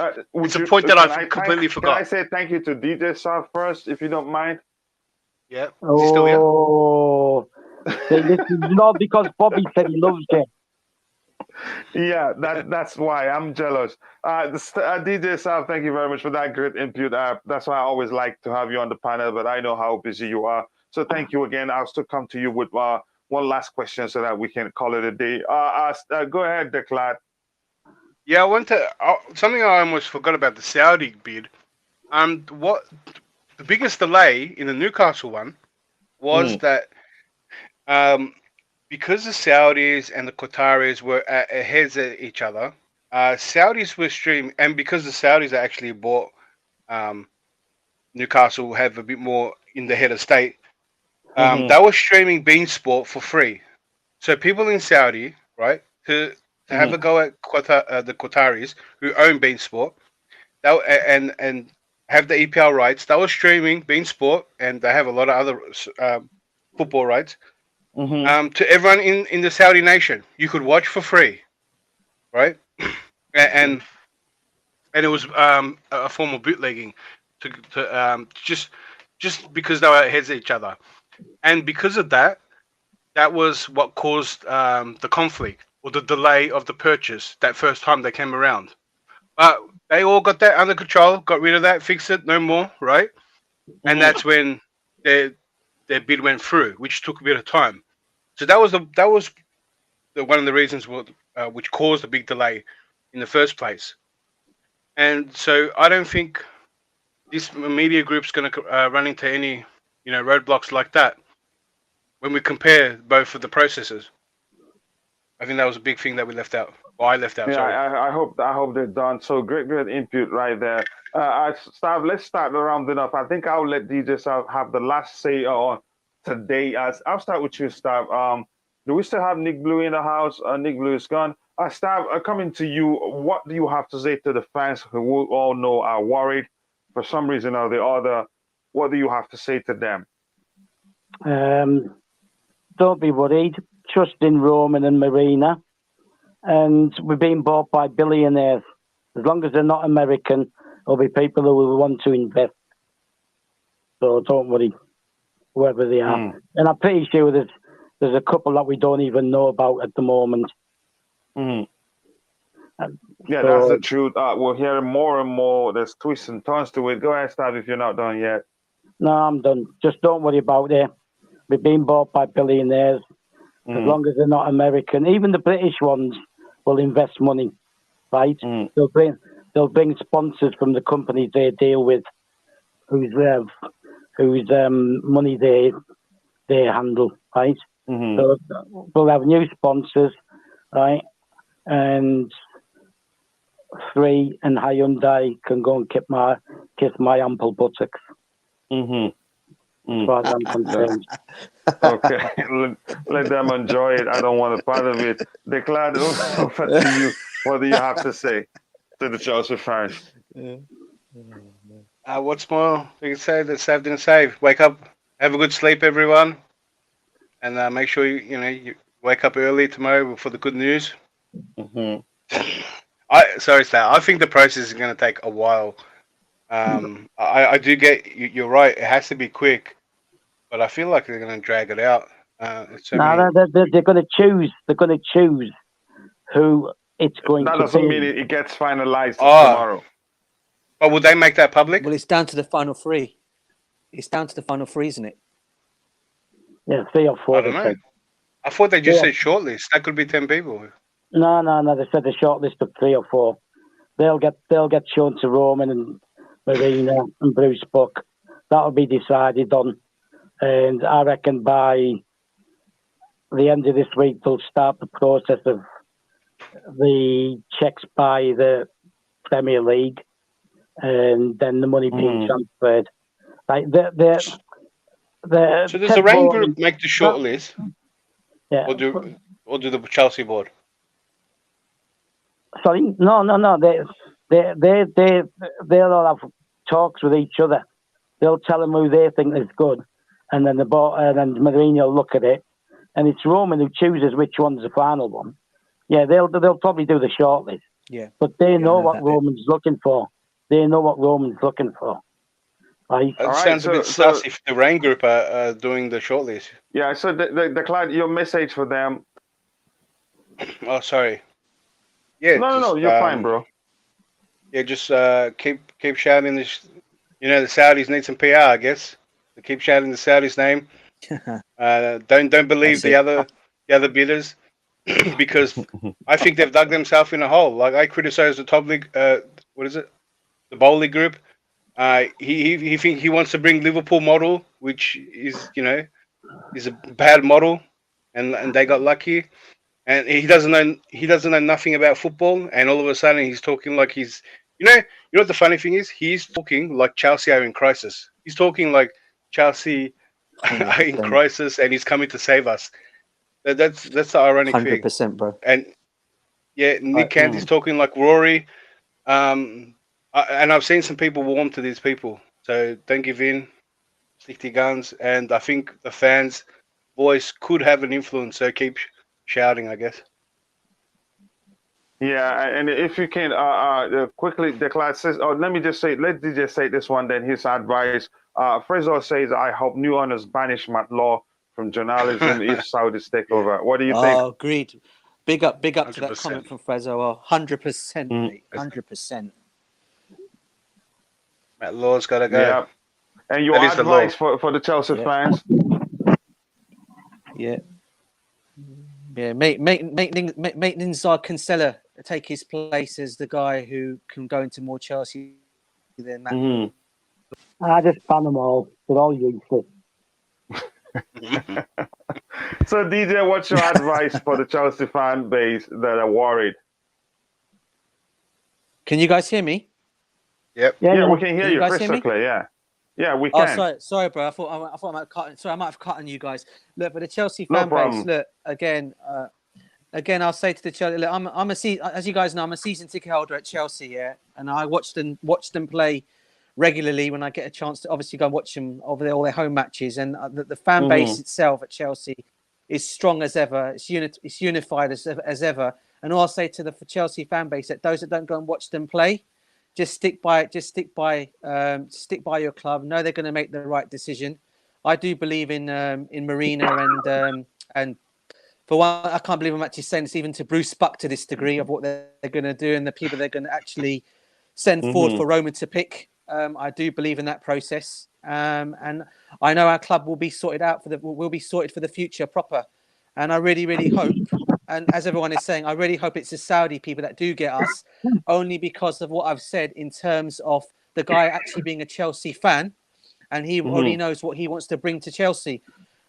As I said about Todd Bowley, the reason why I don't trust him, and a lot of it is because of what I've already said. I think down the line, he'll eventually bleed us dry. He'll eventually start taking money out of the football club, and I don't want that. So for me, look, we have to stay strong as a fan base. We'll get the right people in, and I do believe it'll be the Saudis. And I hope it'll be no other issues to come with it. Big up, Bobby, by the way. Bobby is here showing love to the people he likes, and I understand now he hates me, but that's okay. I love you, Bobby. DJ, that's a great final words for the fans, and I appreciate that you found time to join us today. Unfortunately, Bobby, I know he's busy, cannot join us today.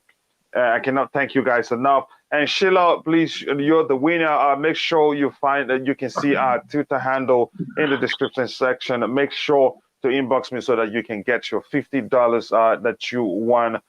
Congratulations to you again, and welcome to the channel.